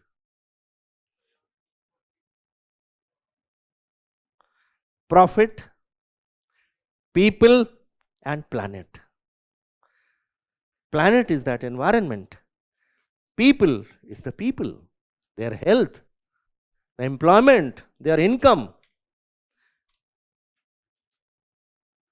Third is economic. That is the profit, GDP growth and production. So every business has effect on 3 P's. Right. So conclusion is, it is imperative for a rational and objective approach in balancing economic growth with environmental commitments, ensuring a sustainable future for all. Here you can write a line by Wangari Maathai, who said that development must be done at the cost of environment. So that kind of a tagline will always help. Or if anyone else who has spoken, Greta Thunberg, if she has said anything on environment, you can write that also. So writing a quote sometime in the introductions, sometime in the conclusion, it always helps. Okay.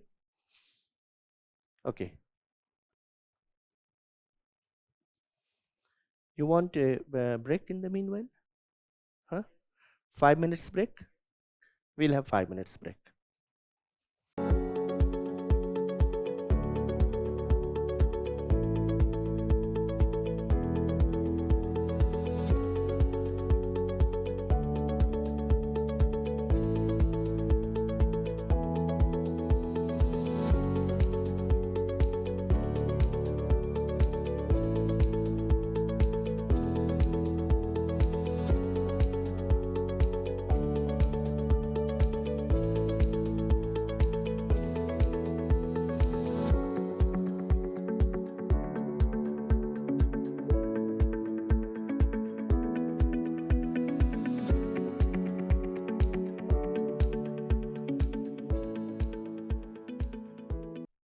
Okay, shall we start?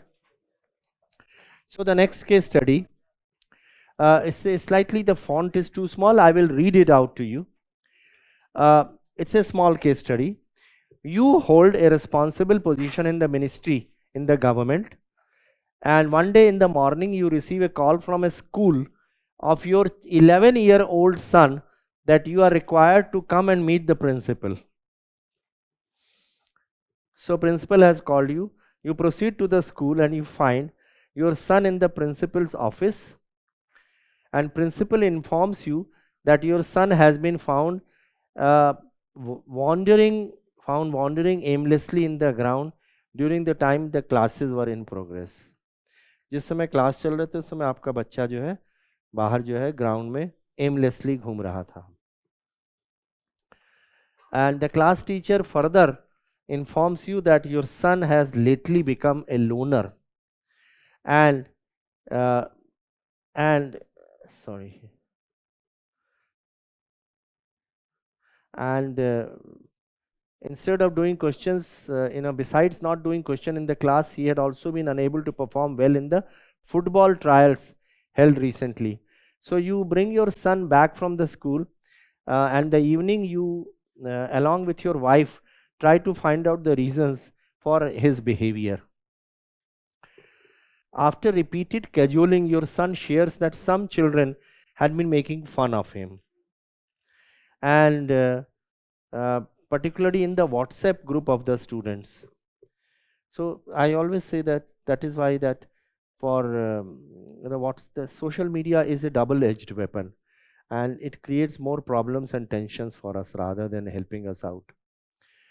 So the students are calling him on the WhatsApp group as stunted, do, and a frog, and he tells you that the children who are the main culprits, he tells their names but pleads कि आप कुछ करिएगा मत, please don't say anything to those students for fear of a recoil, So after a few days during a sporting event where you and your wife have gone to witness your son play one of the matches, so one of your colleagues' son, आपके colleague हैं उनका son, he comes and confides in you, and he said shows you a video in which the students have caricatured your son. So they have caricatured your son, and further he also points out the names, the people who are the perpetrators, the students who are making fun of him, who were also sitting in the stands, same stands में बैठे हुए थे. So you purposefully walk past them with your son and go home. तो आप जानबूझ के उनके पास से गुजरते हैं अपने बच्चे को साथ लेकर. And your friends and colleagues began. So the next day you find on social media a video denigrating you, your son, and even your wife, stating that you engage bullying of children on the sports field. तो एक नया video डाल दिया उन बच्चों ने जिसमें तीनों की को जो है डेनिग्रेट किया गया, husband, wife and son. So you the video became viral and your friends started asking you कि क्या हुआ क्या. One of your juniors advised you to make a counter video. So giving the background of the case, explaining that nothing had actually happened on the field. So you in turn post a video which you have captured during the sporting event, identifying the likely perpetrators also. In that video you identify those perpetrators also who were responsible for the son's predicament, and you actually narrate in that video what actually had happened in the field and made attempts to bring out the adverse effects of the misuse of social media. Here the stress of the case study is the social media. Okay. So now the questions are two. One is that based on the above case study, discuss the ethical issues involved in the use of social media. And second is discuss the pros and cons of using social media by you to put across the facts to counter the fake propaganda against your family. Answer in 250 words. So this again was a part of a case, one of the papers. So what do you say? Part A.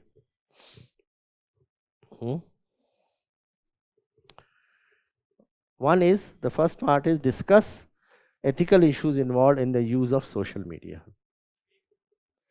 Hmm? Fake news, okay, correct. Hmm? Hmm. Privacy and the consent, yes, correct. That also is a very important issue. Right to, not right to,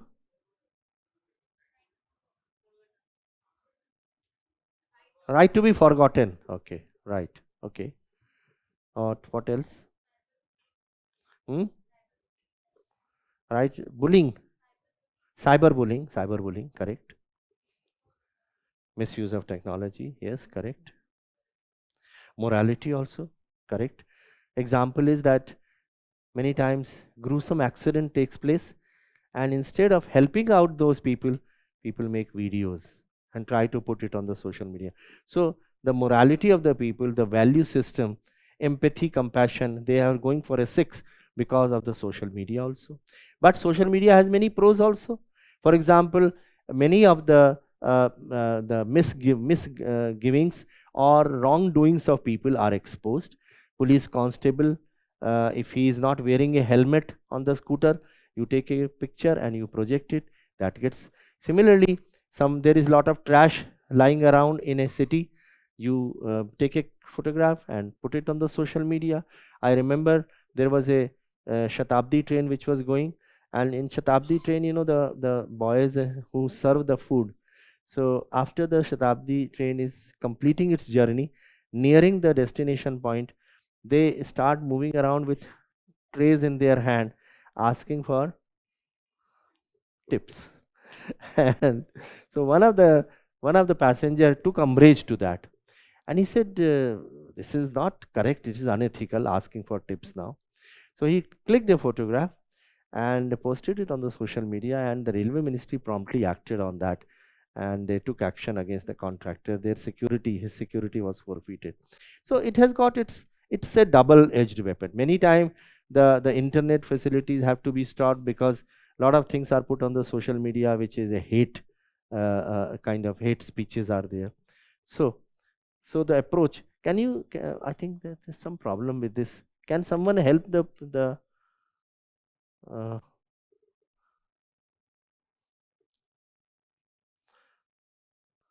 so the approach to this big case study is again introduced briefly, introduction. Number 2, mention the ethical issues involved in the use of social media in the given context, because the context is important, that particular case study. Third is discuss the pros and cons of using social media and posting the counter video, whether it should have been done or not, and conclude appropriately. This is the question which is there. You can also include the stakeholders, there is no doubt about it. So stakeholder will be, in this case study, there will be many. So your boy, you, the principal, those perpetrators, your friends, yeah, society, and so on. Okay. So the answer you will write down: A, ethical issues in social media use. Number 1 is cyberbullying, as you were very rightly said, cyberbullying. Harassment of family members, including a young child, via derogatory online content. Number 2 is fake news, as you had said, fake news. Rapid spread of misinformation. Privacy violation, you had mentioned privacy violations. Online harassment which takes place. Discrimination, biased treatment based on personal characteristics, leading to exclusion and hate speeches. So hate speech again. So these are the different ethical issues involved in social media. All of you are aware about it. Easy answer, no problem on that. B is response to online harassment counter video. So the pros of posting a counter video: direct communication, allows for an immediate and wide reaching response. Social media is very fast. So since they had put out a misleading video, it was necessary to correct that video. So it immediately you put it. So that is the pros. Correcting misinformation provides an opportunity to clarify facts. So if someone has done something wrong on the social media, it immediately helps you correcting misinformation. Reputation management helps safeguard the family's public image and personal dignity. because sometimes the reputation is tarnished by some group of people on social media. So it helps in reviving it. Transparency, obviously, the social media provides transparency. Control over narrative, so enables the family to share their perspective authenticity. So their own narrative, their own viewpoint is brought out with the help of another video. And community support can garner backing from allies who oppose bullying and misinformation, because it spreads so fast. People, there are likes and there are, other dislikes. So some people will like it, they will say yes, you have done the right thing. So it has the effect of garnering more friends also, by bringing it on the social media. Okay, so there will always be some people who will be favorable, some people will be against you, but that is the beauty of social media. And cons are, there are cons also. So since you have to write both the sides, so pros we have written, cons. Emotional toll may cause additional stress. Why?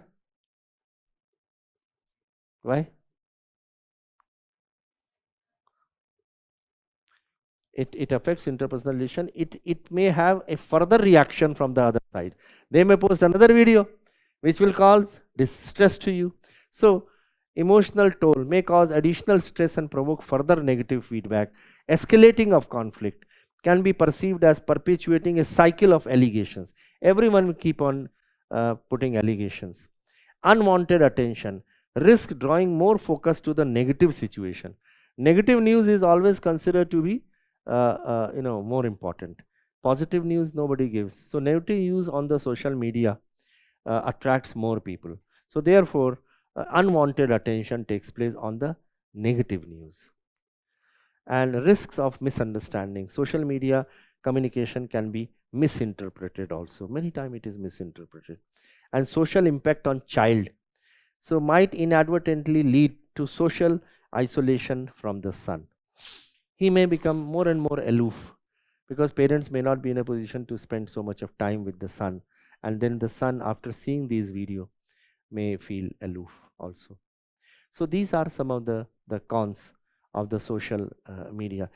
Something, media as such, exposing children to media has got its own effects. That is why the child prodigies which are displayed on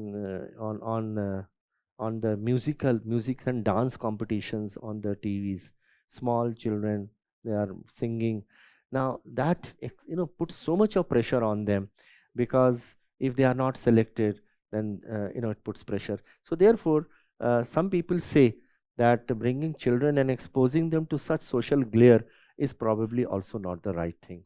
But that exactly is the thing. Media and social media has become such a thing that everyone is just jumping for it without realizing what are the cons of it.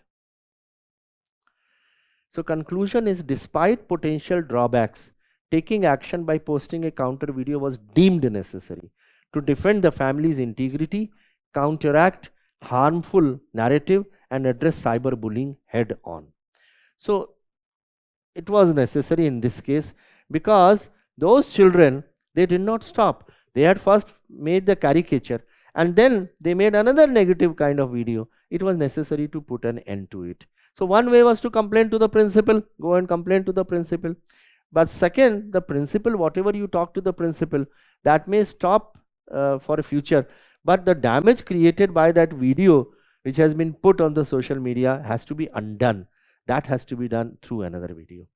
So the approach supports the principle of standing against online victimization and upholds the family's right to correct falsehood spread in the digital realm. Any observation on this? Anything you would like to add on to this? Yeah.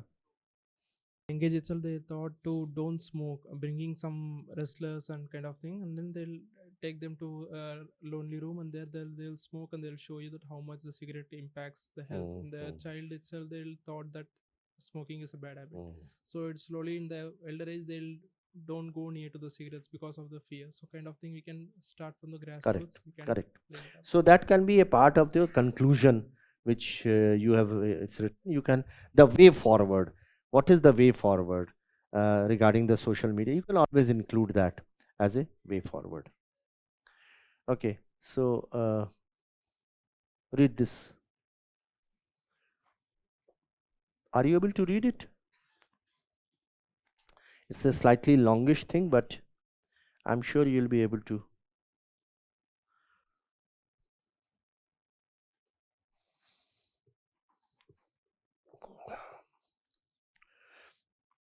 Incidentally, the hard copies, since the number of hard copies is very large, tomorrow, since you will all be there today, tomorrow also, so today's lectures hard copies and tomorrow also, both these things will be distributed tomorrow, isn't it? So both these copies will be available to you. And that is why I say it's very useful to you, because 18 case studies will be in your hand. That will also show you the method of resolution also, which we have discussed so far, because sometimes people tend to forget about it after some time. So it will be a ready material available to you.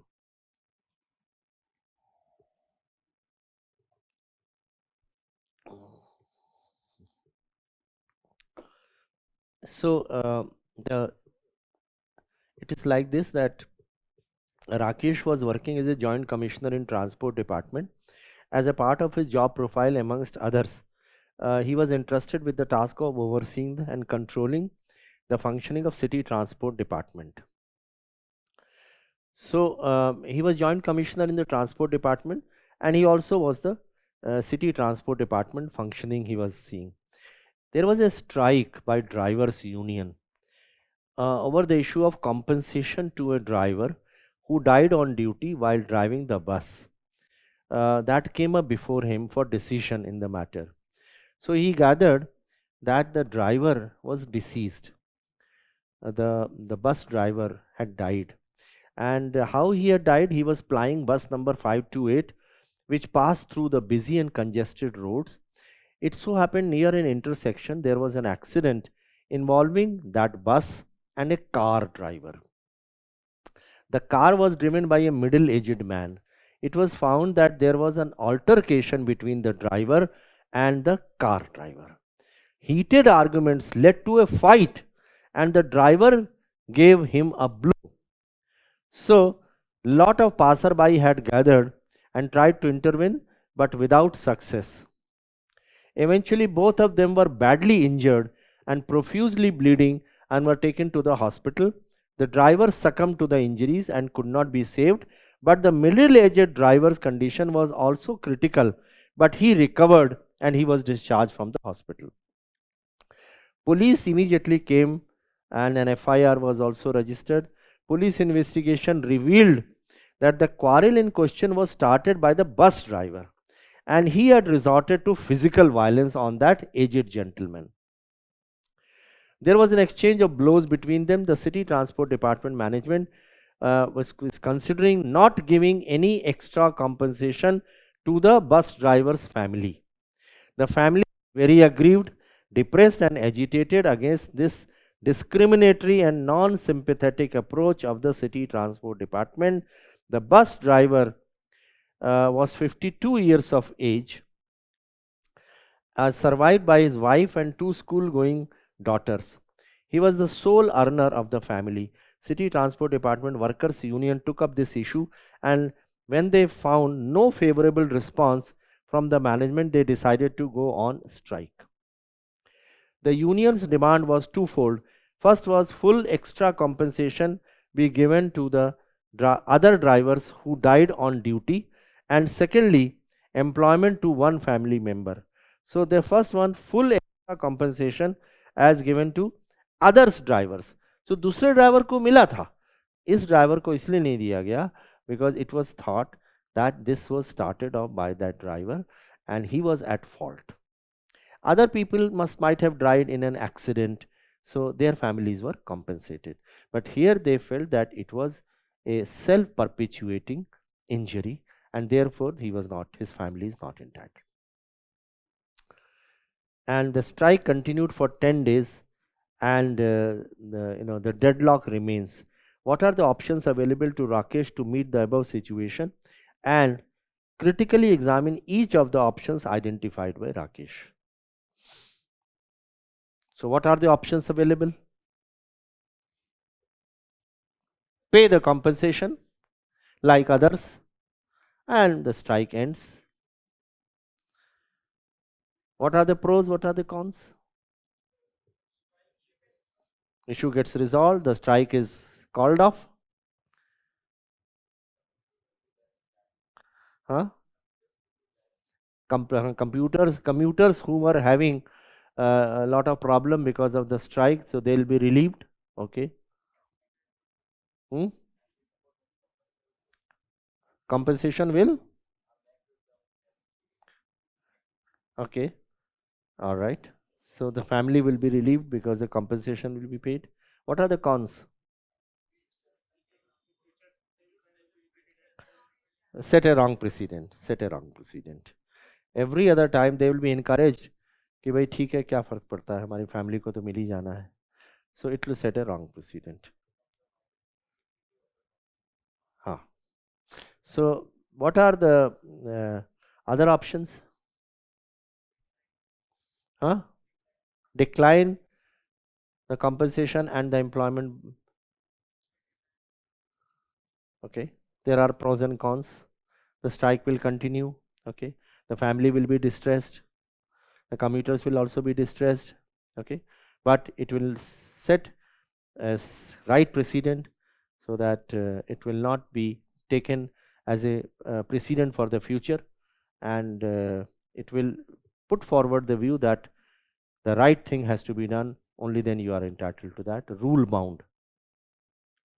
What's the third? NGO.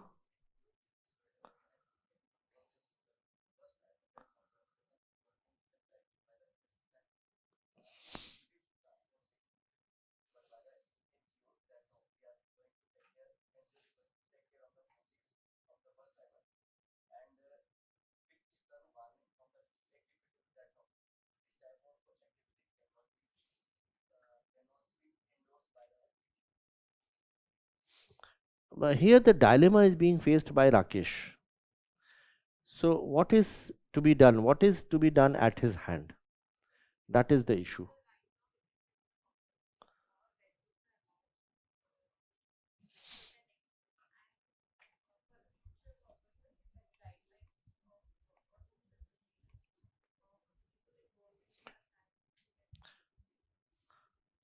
Okay. So partly meeting the thing required, and okay, all right, Not gonna happen. okay. So Hmm. Hmm. the popular opinion that it was his fault and it wasn't the fault of the other person, so he's not actually, he should not be entitled with this monetary incentive or employment to other family members. Otherwise it would set a wrong precedence and everybody would demand for the same if such incident happens in future as well. So I think a thorough inquiry needs to be first done and the report should be put in public domain. And for short term, I mean, he can go for a short term monetary benefit for the family out of his compassion or whatever it is. Yeah, though the police had already investigated into that, and police had come to the conclusion that the fault was that of the bus driver. But your point is that a further inquiry can be initiated. But then the only thing is that the strike will get prolonged, because another inquiry will take some time, isn't it? So let's see the approach of writing this case study. Introduce by writing a brief note on the facts of the case, as we already do. Introduction. Mention the available options. Before that, mention the stakeholders also, as I already do. Critically examine each of the option. Mention the ethical dilemmas being faced by Rakesh, and write the course of action to solve the given case, which is which option which you recommend. Okay. So the answer is introduction. This given case pertains to the issue of ensuring the delivery of justice to the deceased driver's family. Basically, it is related to the compassion, empathy related to the family of the deceased. Okay, and along with maintaining uninterrupted public transport service, because consumer are also a stakeholder, so the public service which have been halted for 10 days. But at the same time, it also involves sticking to the rules uh, of compensation, so sticking by the rule book, so buckling under the pressure of unreasonable demands. So introduction will normally be 3 or 4 lines, so you can write these 3 lines, and then this says this case requires the application of various skills and values like persuasion, emotional intelligence, strict adherence to organizational rules which I was mentioning, and compassion, etc., which need to be exhibited to tackle the situation at hand. That's good enough. 5 lines. It takes into account everything: organizational rules, empathy, compassion to the family, the consumer's right to public service. Okay, so that will be introduction. So if the examiner reads this introduction, he will be able to understand that you have gone through vital points relating to the case study.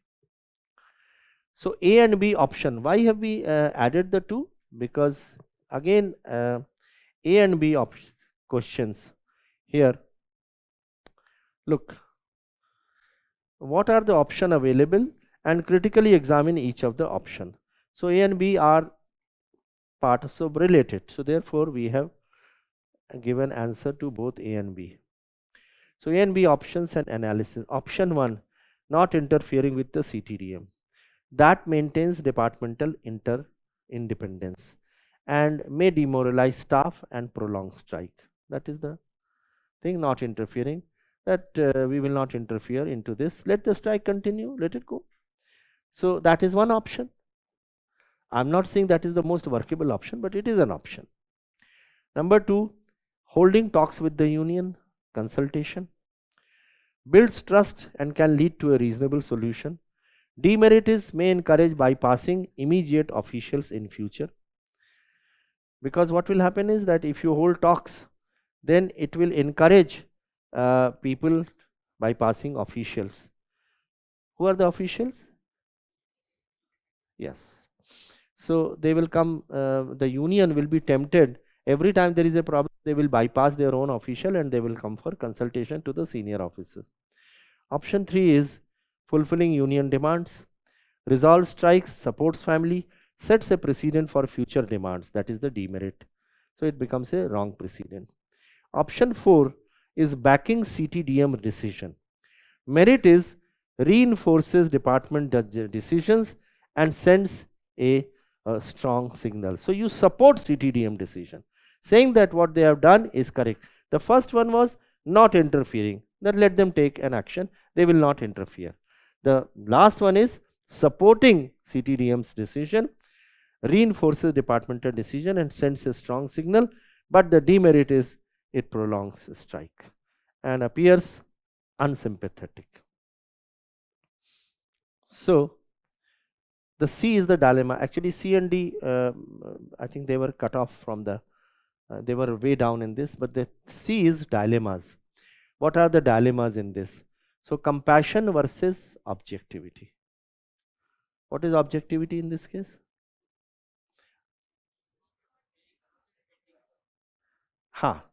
Mistake of the driver and the rules, the organizational rules, they are the objectivity, that you if you go stick by the rules, you will not be entitled to any compensation. But on the other hand, it is compassion. Compassion requires compensation or employment, whatever it may be. He was 52 years old, he had 2 daughters. Moral discretion versus adhering to institutional preferences. So so moral discretion, that you have a moral discretion of helping the family, but institutional preference, institution says no. 3 is public convenience versus procedure to follow. So public is put at lot of convenience because of this, and versus procedure to follow. Procedure to follow is that the rules, it is rule bound, you cannot give employment, but the public is put to a lot of convenience. So public convenience versus rules, that again is a dilemma. So preferred option was number 4. That normally we have ethical issues or dilemmas number 2, then options, and then preferred option. But here it is given let me show you again. इसको थोड़ा सा वैसे कर देंगे, C इसके नीचे था ना, हाँ, C and D. Can you see what are the ethical dilemmas being faced by Rakesh, and what course of action would Rakesh take to diffuse the above situation? So normally what happens in the questions, we first of all ask what are the ethical issues involved in this, and even before that the stakeholder, then the option, and then this. But kabhi depending upon who the examiner is, he puts some question in the first A and some question in the list. So in any case you have to answer in that order only. Okay, so A and B we have already seen what are the options and what are the critically examined pros and cons. So the C was dilemmas. 4th is preferred option. Would you say that holding talks with the union?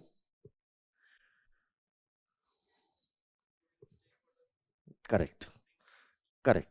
So the preferred option is to hold talks, because talks ultimately, you don't agree? Yeah, talks always lead to some solution. So therefore, keeping in view all the stakeholders, since the public service is suffering, the family is suffering, okay, so you have to hold talks with the stakeholders, and the union is the biggest, one of the biggest stakeholders. If you don't hold talks, the strike will continue, and neither will the family get anything. So hold talks. So preferred thing is hold talks with the union. The reason is persuasion can secure employment for a family member and educational support for the daughters, balancing compassion and practicality. So conclusion is persuasion and negotiation offer a balanced solution, ensuring support. So this is that case study, again a true case study, one of the appeared in the paper. Any questions so far? Yes. I'm sorry. Okay. One thing I noticed was here the point of object was only the family and Rakesh's point of view, but we were not looking at the overall point of view. Like there was a lot of traffic. So what if we had an committee done where they have done the study on the traffic of that city, so that why the accident happened, the very base of the incident. Okay. And also we can take up written documents of the demands what the union was asking. So that also could be a possibility. So we're not looking at the solution directly. Instead, we're just focusing on the person's point of view with the family. Correct. So what you are suggesting is the way forward, yes, long-term solutions yes, to sir. the problem, so that it does not recur in future. Yes, it's a good thing. So like we can have a recurring test done to all the driving drivers. Every 5 years we can even recheck, re-examine the driving capabilities, that also is or possible. we can also give them counseling for every now and then. This also improves employment in the country. So in the conclusion part, you can always make these recommendations that for future, so that such kinds of things don't occur, so you can make a recommendation. Like in that old age lady case, you made a recommendation that that if one does not possess an Aadhaar card or does not have a date of birth certificate, they should be entitled to the pension if they have some other means or some other proof. Like for going for voting, earlier there used to be a voter identity card, but now many options are available, driver license and all those things. So therefore they are the alternatives which are there, so that no beneficiary is left out. So this is a kind of recommendation you can make in the last. Okay. So emotional intelligence, can we make it full?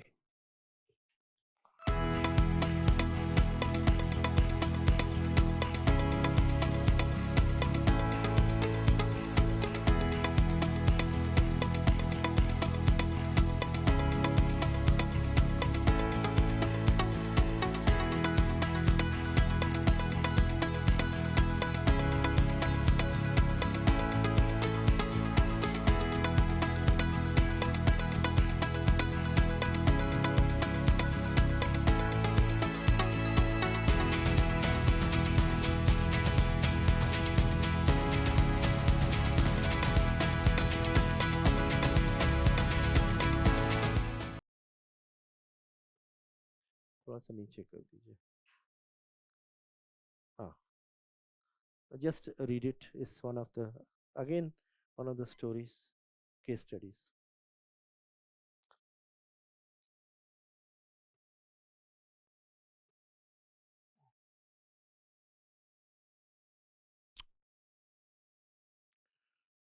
So Pawan is working as an officer in the state government for the last 10 years.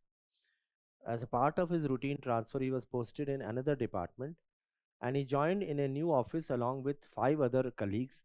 Head of the office was a senior officer, conversant with the functioning of the office.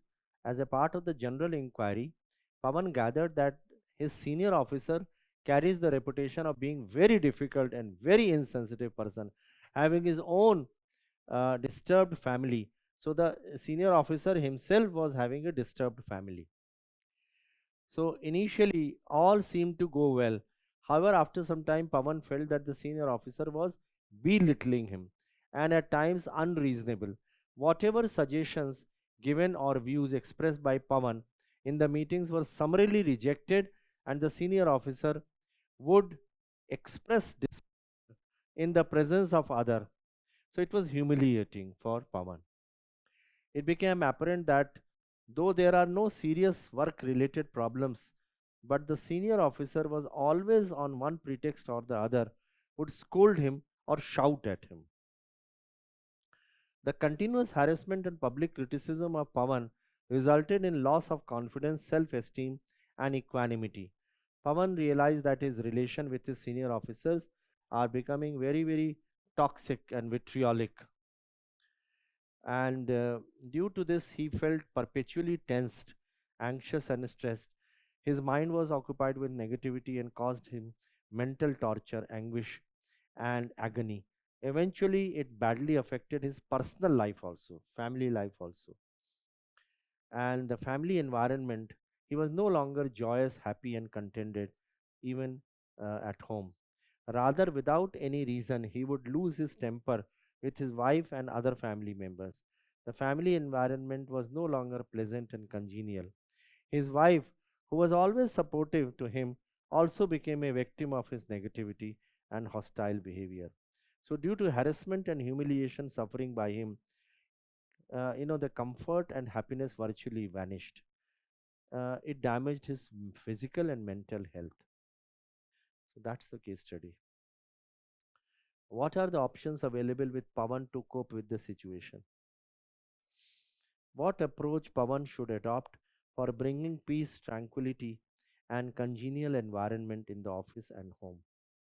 As an outsider, what are your suggestions for both boss and subordinate to overcome this situation and for improving the work performance, mental and emotional hygiene? In the above scenario, what type of training would you recommend at various levels?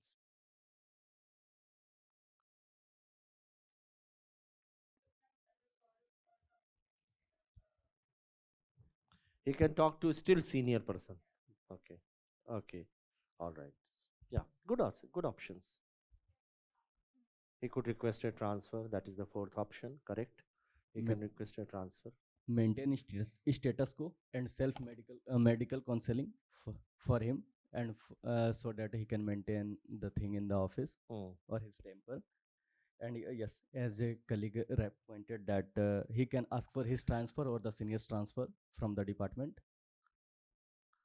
He can ask for his transfer. Senior transfer, probably he will not be the position to get it done. Yes, it's his transfer. He can Yeah, ask for. yeah, that's true. And notice in the department and concern authority about the senior's work culture. Oh, okay. Right. Correct. Any other? This trait is tested here. Mm. So that he can read some books such as Gandhiji's autobiography, and he can he can follow meditation. He can take meditation courses, Okay. Vipassana. Yeah. He can go for a mental health counseling, and he Yes. can convey his senior, because during emergencies communication part is very important. So communication plays a big role to solve crisis. So he can communicate with all the stakeholders what he's going through and get their internal support to overcome the challenge. And finally, if it doesn't work anything, then he can ask for a transfer with the senior officer, and then he can move on.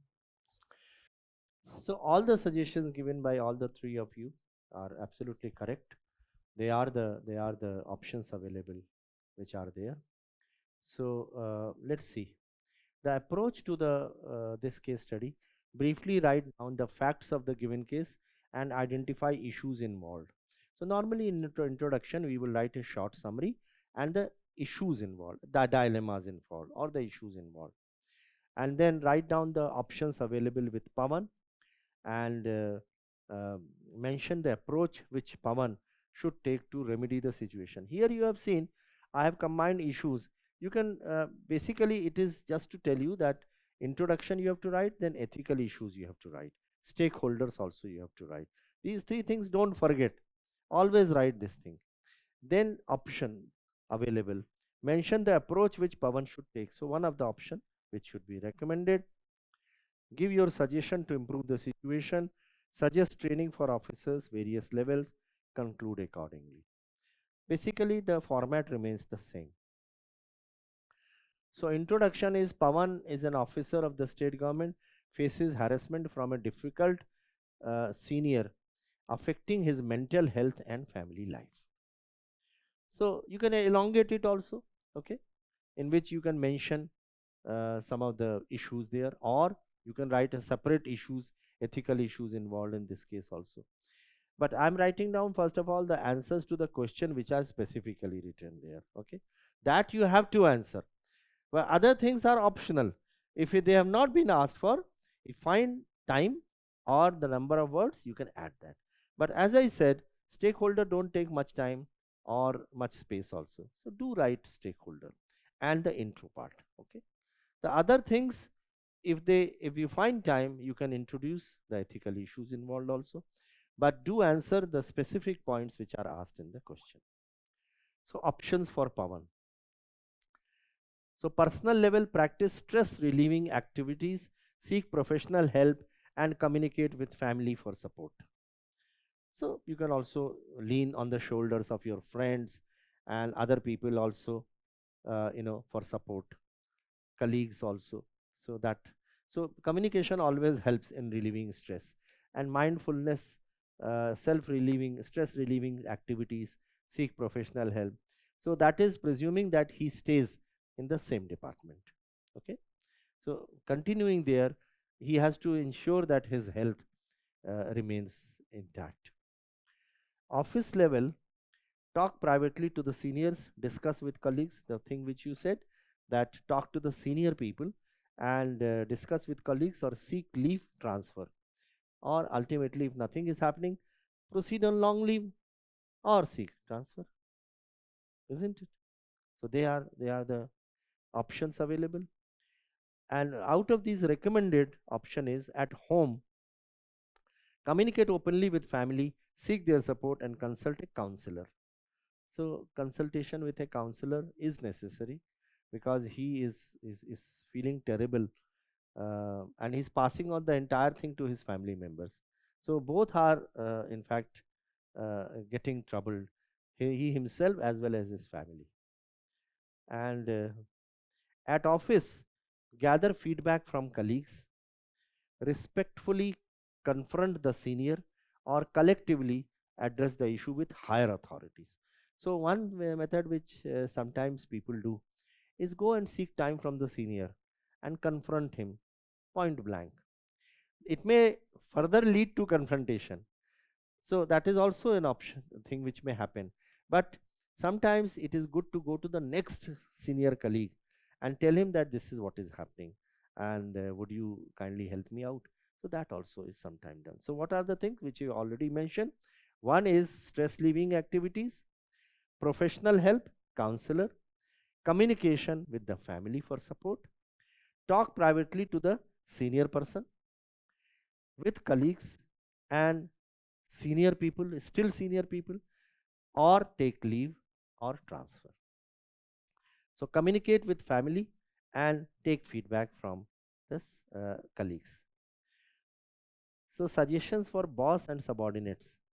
That was also a question. What are your suggestions for the boss and for the subordinates? So for the boss, separate personal stress from professional life. So the boss should separate the stress from personal life. That is, work life balance must be maintained by everyone for the boss. So personal stress should be removed from the professional life. Seek counseling, practice mindfulness, and maintain a positive work environment. What was happening with the boss here in this case? Personal issues. He had a tiff with his family, with his wife, and he was passing it on to his subordinates. So for the boss, it is necessary that separate personal stress from professional life. And for subordinates, complete work diligently so that the boss does not have any excuse. You see, so work has to be done diligently, foster teamwork, and respectfully communicate grievances. If you have any problem, you must communicate with the bosses. What is the training? So, training for government offices. For bosses, training on maintaining a congenial work environment. So, you must train the bosses. They must go on training to understand teamwork, to understand how interpersonal relationships work, and confrontation is avoided. One of the very important trainings which are imparted at the international level in foreign countries is a training on interpersonal relationship. It is called a training on social styles. If you find time sometime, open up Google and you will find that the entire world is divided into four types of people. In this room also, if I will give you a questionnaire to discover your social style, you will find that 25% of you belong to one style, 25% to the second style, 25% to the third style, and 25% to the fourth style. So what happens is when two people from different styles work together, problem occurs. And some social style they gel with each other. Some social style do not gel with each other. So there may be two people, their social style do not gel. For example, just to give an example, the ideologies of Mahatma Gandhi and Subhash Chandra Bose, they were totally different because one of them belonged to one social style and the other belonged to another social style. So the same thing is that interpersonal relationship, one must get training. So TRACOM is the institution which provides training on social styles. So they are in all companies. In order that the relationship between the boss and subordinate is good, they carry out their training through TRACOM, and that is to improve the interpersonal relationship because their styles are different. So the theme is people are different, not difficult. They are different people. There are four types of people. So that's a separate session which I take on social style, but that is the training on maintaining a congenial work environment, emotional intelligence, and stress management. For subordinates, training on emotional intelligence, respectful grievance communication, and team building. So team is something. Team building is a very important activity. Team is an acronym. What is the full form of team? Yeah. Together everyone achieves more. TEAM. Together everyone achieves more. So therefore, one of the important trainings which we must carry out is team building in order to avoid friction between the people. So the conclusion is implementing effective communication, support systems, and targeted training can improve work and performance, mental health, and overall work environment in government offices. So therefore, this case study dealt with basically interpersonal relationship, emotional intelligence. So in fact, the topic of this was mostly of emotional intelligence. So the GS4 paper deals with various topics, and one of them is emotional intelligence. So therefore, question may come in theory side and case study side on all topics which are part of the syllabi of the GS4 paper. Okay.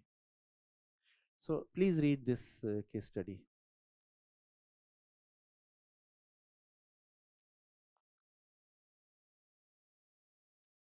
Yeah.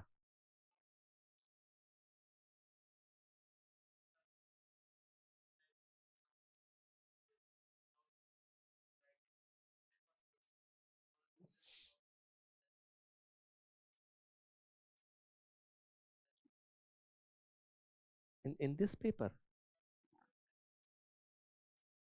Yes, yes. For example, the theory part, the part A, which deals with honesty, integrity, transparency, accountability. If anything you have experienced, you can give an example of that. So their examples can be given from different sources. One can be from the lives of the important leaders. The other could be excerpts from Ramayana, Mahabharata, or Upanishad or Puran, some of the religious books.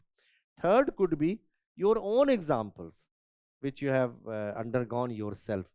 For example, you can say that I was traveling by a bus, and the passenger who was sitting beside me, he developed a heart problem.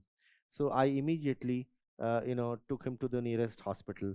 That was an example of compassion or empathy. Similarly, if a police constable has found a bag of 1 lakh of rupee in the bus, and he finds that there is an address mentioned there, so he goes there and returns 1 lakh of rupee. That's an example of honesty. So examples can be quoted from your own lives, or from the lives of ordinary people also, or from the religious books, or from the lives of the big people. So you can do that. So all right, so this case study, you have done MBA from a reputed institution 3 years back, but could not get campus placement due to COVID-19. And however, lot of persuasion and series of competitive tests, interview and written thing, you were able to get a job in a leading shoe company. एक शू company में आपको job मिला, and you have aged parents. It's wrongly, you have aged parents who are dependent and staying with you. You also recently got married after getting the decent job.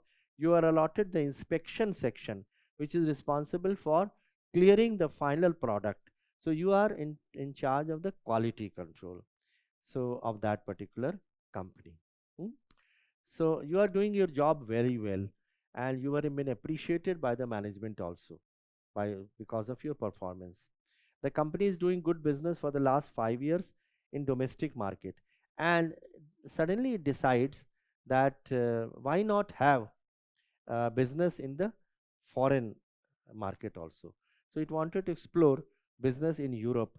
So they sent their consignment, but the inspecting that company's inspecting team, they rejected the consignment which was sent by you to Europe. So the top management ordered that this consignment should be cleared for domestic market.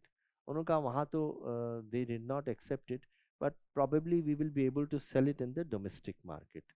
So as a part of the inspecting team, you observed the glaring poor quality. You found that it was really poor quality.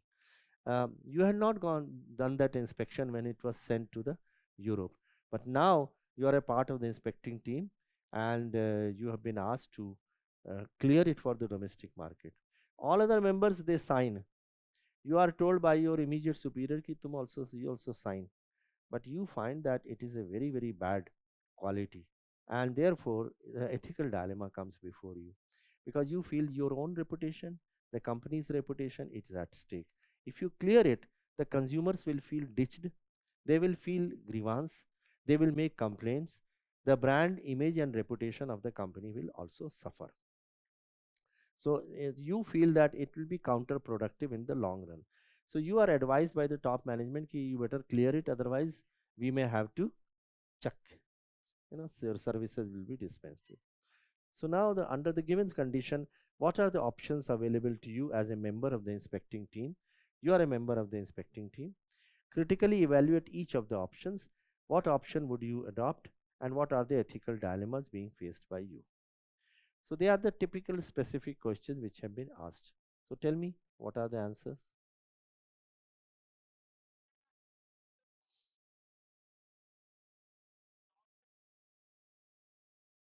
He can reject the consignment. Hai na?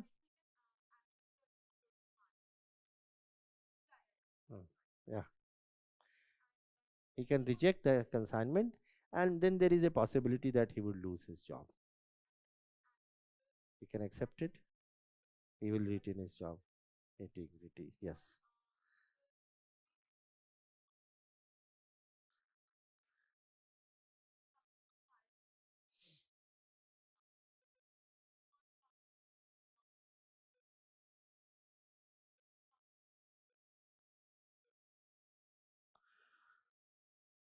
Okay, okay, right. As a seconds, seconds which are called, huh?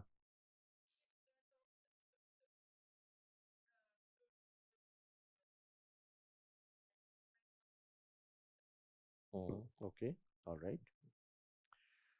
Okay, any other option? Yes.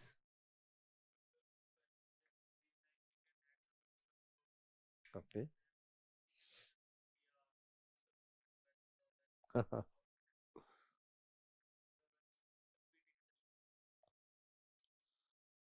competing will also not take him because they will be fearful कि आज इसने यहाँ कर दिया कल को हमारे यहाँ भी आके he will also do the same thing. That's also, yeah, but you have done yeah, brainstorming, yeah, that also is an option. One more option is there, that he asked the top management to rectify the mistakes of that, improve the quality so that it becomes sustainable to be sold in the domestic market, which will entail some costs, but then it will meet the quality control tests also. So, approach to this would be start by providing a brief explanation of the case along with major stakeholders. Brief summary, stakeholder, list the option available to you as a member, merits and demerits, which option would you recommend, ethical dilemmas involved, ethical issues involved, and highlight the consequences of overlooking the observations, which is the question which has been asked. So you have to answer all the questions.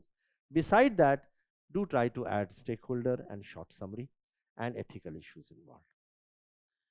So overall, you can write down, I'm not writing it down in complete detail, a small introduction, 4 line, and then mention that it is a personal life versus professional life. Okay. So it is your personal life versus professional life. How? Can you tell me?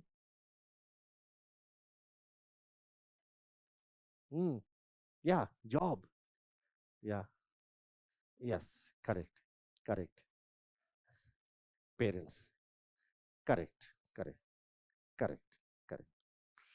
So stakeholder is me as a member of the inspecting team, my family, top management, rest of the team, and team commander. Yeah, there will be others also. Consumers will also be there. You see, so they need to be added to this.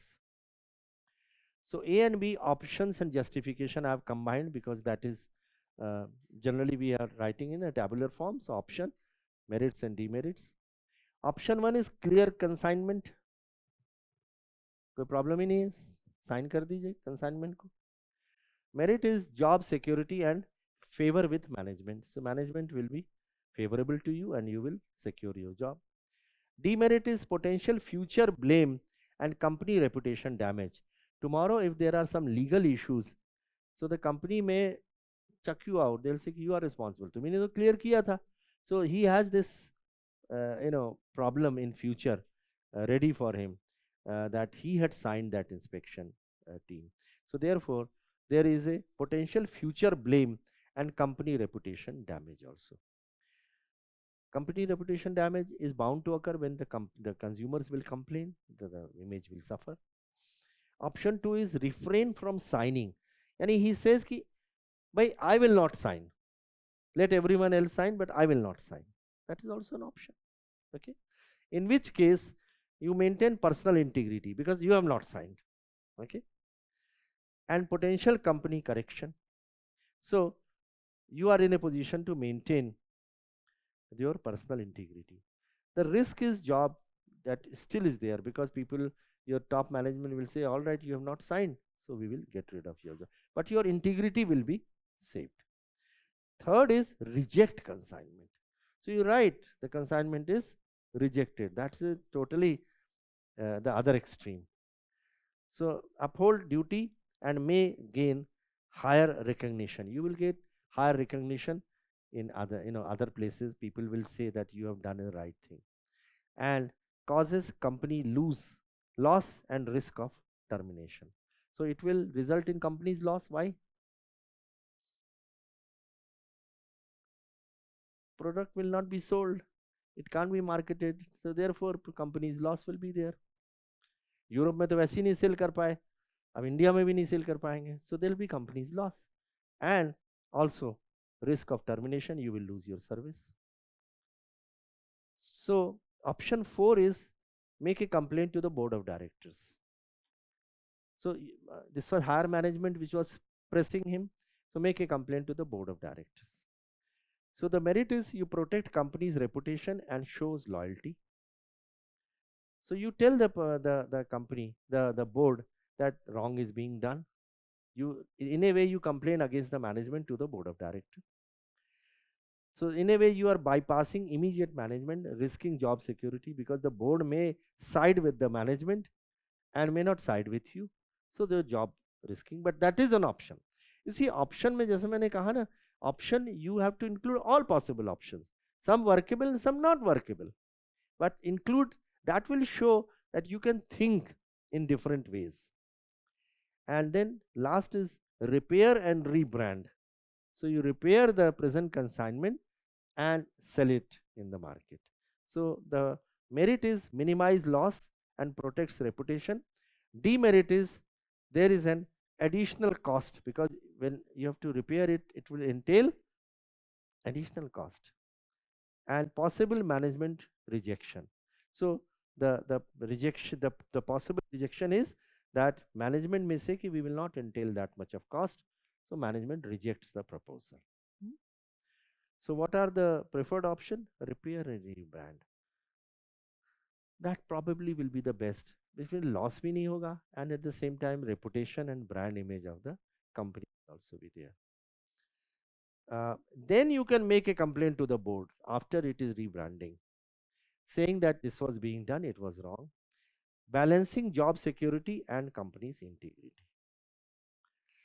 So ethical dilemmas are balancing financial security versus duty. What is the financial security? What is the duty?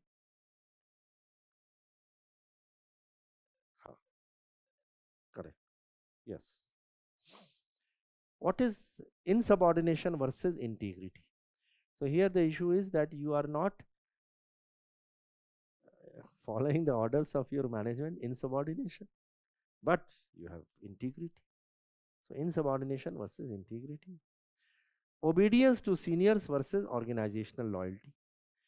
Your loyalty to the company is also there, na? So therefore you feel that it will result into a bad reputation, brand image for the company, and therefore that is one side, and the other is your obedience to the seniors. So these are the ethical dilemmas. So consequences of overlooking, that also is in question. So damage company reputation and personal reputation. अगर नहीं करेंगे तो overlooking में क्या consequence होंगे? So if you try to sell it as such, then what will happen? Damaged company reputation, potential future job impacts, long-term harm to the company credibility. So the conclusion is balancing ethical integrity and job security is crucial, opting for a solution that safeguards both personal and company's reputation. So that was this particular thing, and I think the last one would be this one. Would you like this to be done now, or today itself? Okay. So can we do it also? Just read it.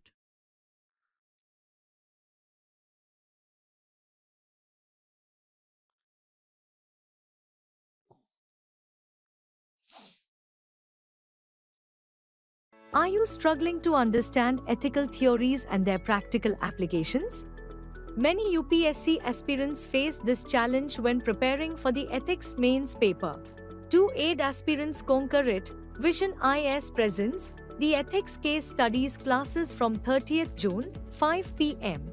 Master the fundamentals of ethics with a clear, structured approach. Stay ahead by interlinking topics with current events and real-world scenarios.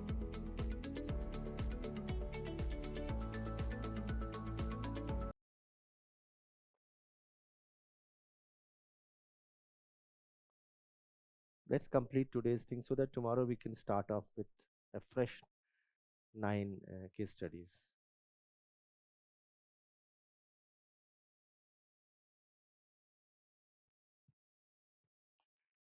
So a landslide occurred in the middle of the night on 20th July 2023 in a mountain hamlet 60 kilometers from Uttarkashi. Landslide was caused by torrential rains. You are the district magistrate. You rushed to the spot along with doctors, NGOs, media, and police, and numerous support staff to oversee the rescue operations. So, a man came running to you with a request for urgent medical help for his pregnant wife who is in labor and is losing blood. So, you directed your medical team to examine his wife. They return and convey to you this woman needs blood transfusion immediately. Upon inquiry, you come to know that a few blood collection bags and blood group test kits are available in the ambulance accompanying your team. So, few people of your team have already volunteered to donate blood, but being a physician who is graduated from AIMS, you know that blood for transfusion needs to be procured only through a recognized blood bank and not through directly as such. Your team members are divided on the issue. Some favor transfusion, others oppose it. So the doctors in the team are ready to facilitate the delivery provided they are not penalized for transfusion. Now you are in a dilemma. Your professional training emphasizes on prioritizing service to humanity and saving lives of individuals. What are the ethical issues involved in this case, and evaluate the options available to you as a district magistrate.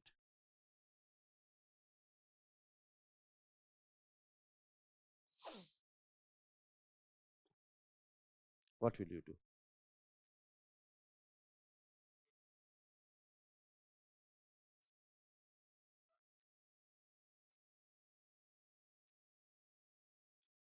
Okay.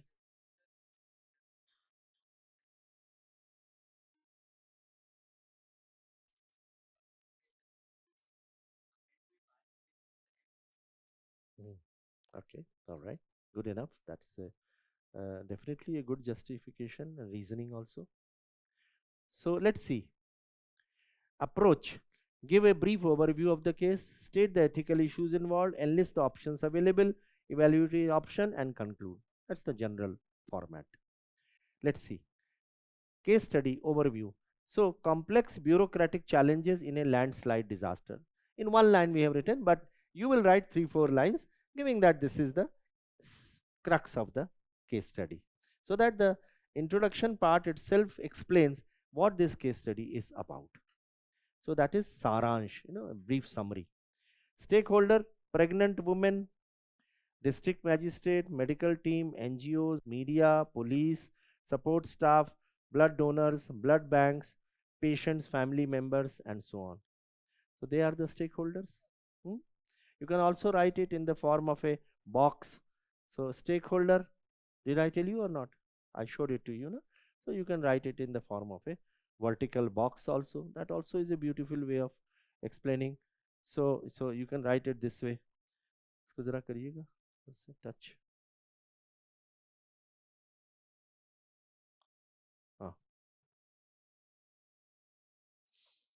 So you will write it this way.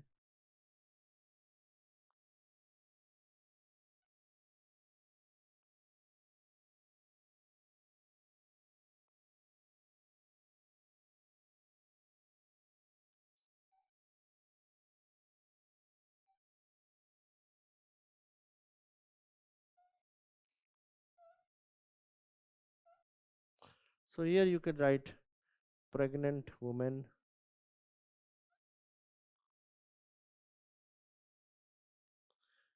DM, medical team. So this is how you can write down the stakeholders also. Let's go to the next page. और wipe कर दीजिए.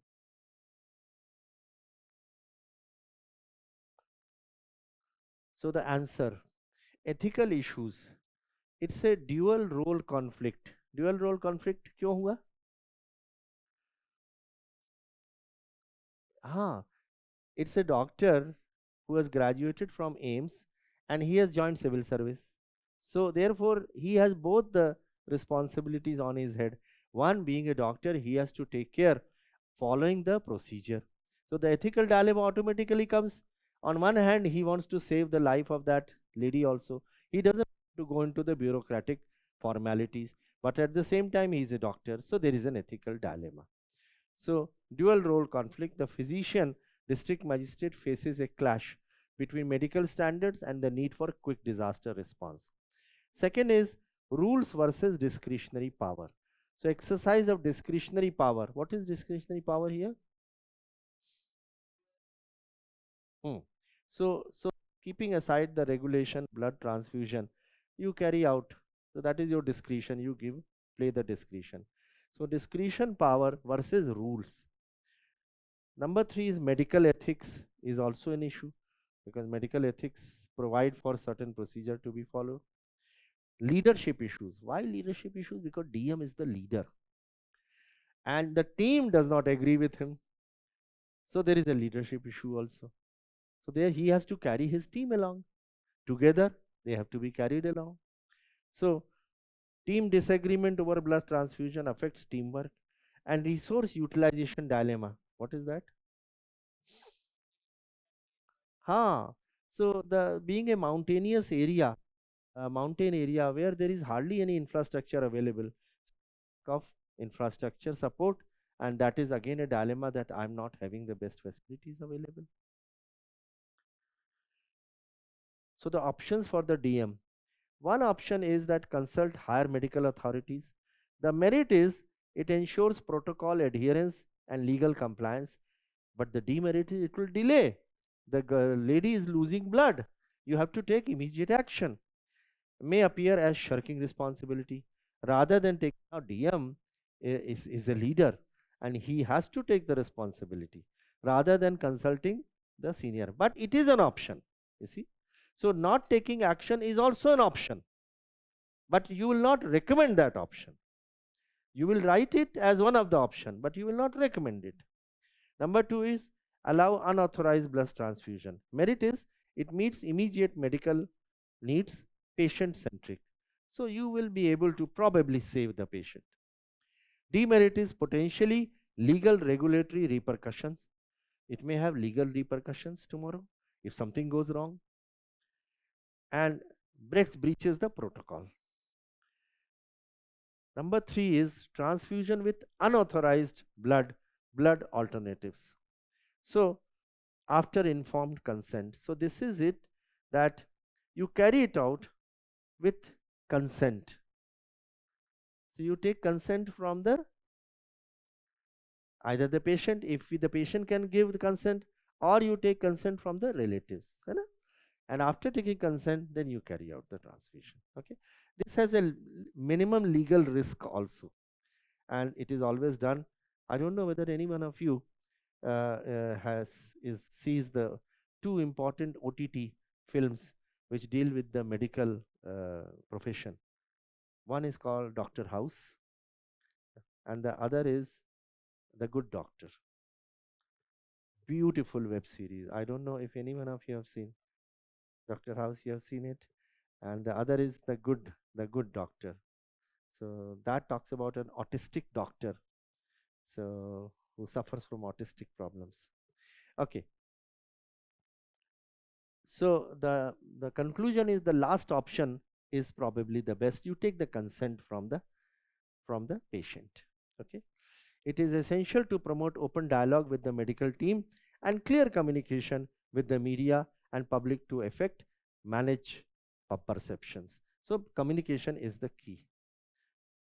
One more case study is there. Probably the last one, I think. Okay, coronavirus. Pandemic has quickly spread in various countries. In 2020 in India, so many thousand cases were reported. India, with population of more than 1.35 billion people, had difficulty in controlling the transmission of coronavirus amongst population. Multiple strategies became necessary to handle. The Ministry of Health and Family Welfare, in fact, the WHO was also overlooking the entire coronavirus operations, isn't it? Why was it called a corona? Yeah. So the virus which caused it had a structure like that of a crown. Yeah, yeah. Okay, so the Ministry of Health raised awareness, and in order to spread, Indian government implemented a 55-day lockdown. Lockdown हुआ था. And who does this, that lockdown? At the national level, it was done by the Prime Minister. He announced it, but then ultimately it was done by the district magistrates. है ना? So district magistrates imposed it. You as civil servant will also be instrumental. You will be wearing many hats. So the district magistrate wears many hats. Okay, one of them is under Disaster Management Act. So online mode became popular during those days because the education, etc., was everything. India was not prepared for such a crisis because of limited infrastructure and facilities, and coronavirus did not spare anyone. Caste, creed or religion, sabhi ko usne equally attack kiya. And so what happened was, you are the hospital administrator in a private hospital, and at the time of coronavirus. So two questions are that a large number of patients are coming. What are your criteria and justification for putting your clinical and non-clinical staff to attend to the patient, knowing fully well that it is highly infectious disease and resources are limited? So how will you what protocol you will have for the clinical staff and the non-clinical? What are clinical? The doctors, nurses, yeah, lab attendants and all those people who are directly exposed to the patients. And non-clinical staff is the background, yeah. So yeah, so the police and the administration and different workers of different departments and so on, they are non-clinical. So second is, if yours is a private hospital, what will you do? What decision will you take regarding the private hospital? So one is, they are asking what are the protocols you will have for clinical and non-clinical people. The second is, what will you do for the private hospital? So the approach is, give a brief overview of the case and mention the criterion you will put in place as a hospital administrator for both clinical and non-clinical. Now here you can see that there is no question of options here. They are asking you, how will you go about? As I told you, there are two types of case studies. One is where is there an ethical dilemma, where options are there. You have to mention the options. But there are others where you have to deal with a situation. So it's a coronavirus or floods or drought. How will you deal with the situation? So that pregnant lady, so that there was no question of as such option. You have to deal with the situation there. So give overview, mention with proper justification that the decisions mentioned above would apply to a private hospital. So this is the chart, and you can see easily it's not something which is rocket science. Clinical staff ke liye you have to be better equipped. Resources have to be more used for the clinical people because they are directly exposed. So you would see that in the doctors also, they were having a thick plastic shield before them, you see. So number one is PPEs. High exposure risk necessitates full protection gear. Number two is barriers. So physical barriers and isolation rooms. So those barriers were imposed. Third is technological solution.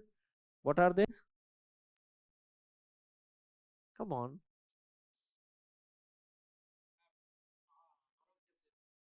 Okay. So, okay. Telemedicine, है ना? Telemedicine, remote interaction, limit physical contact, protecting staff and patients. So, telemedicine. Fourth is mental health support, because those who were exposed to them, sometimes they lost their lives, sometimes their relatives.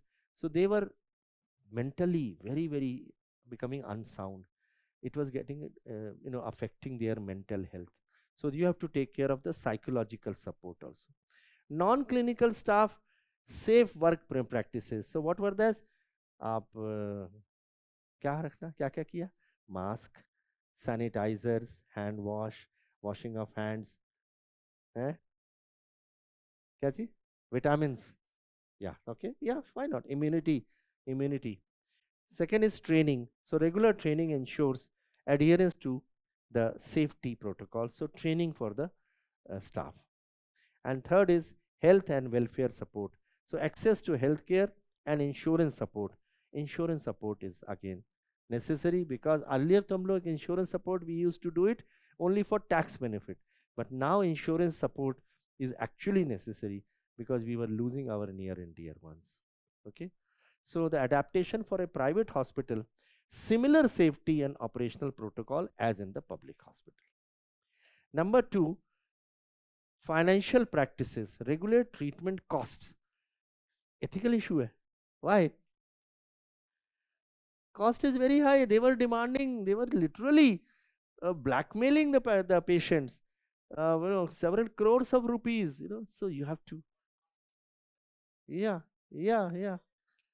Yes, oxygen cylinder, remdesivir injections.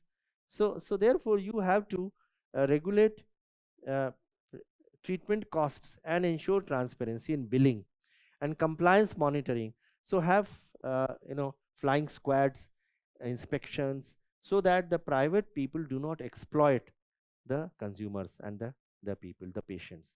And insurance processing, so quickly meeting the claims of the insurance. So conclusion is unified efforts by public and private hospital are crucial for effective COVID-19 management, ensuring safety and equitable healthcare delivery. So that was it, last case study. Tomorrow, as I said, so any questions before we conclude today? We have done almost 3.5 hours today. So anything you would like to mention? Yeah.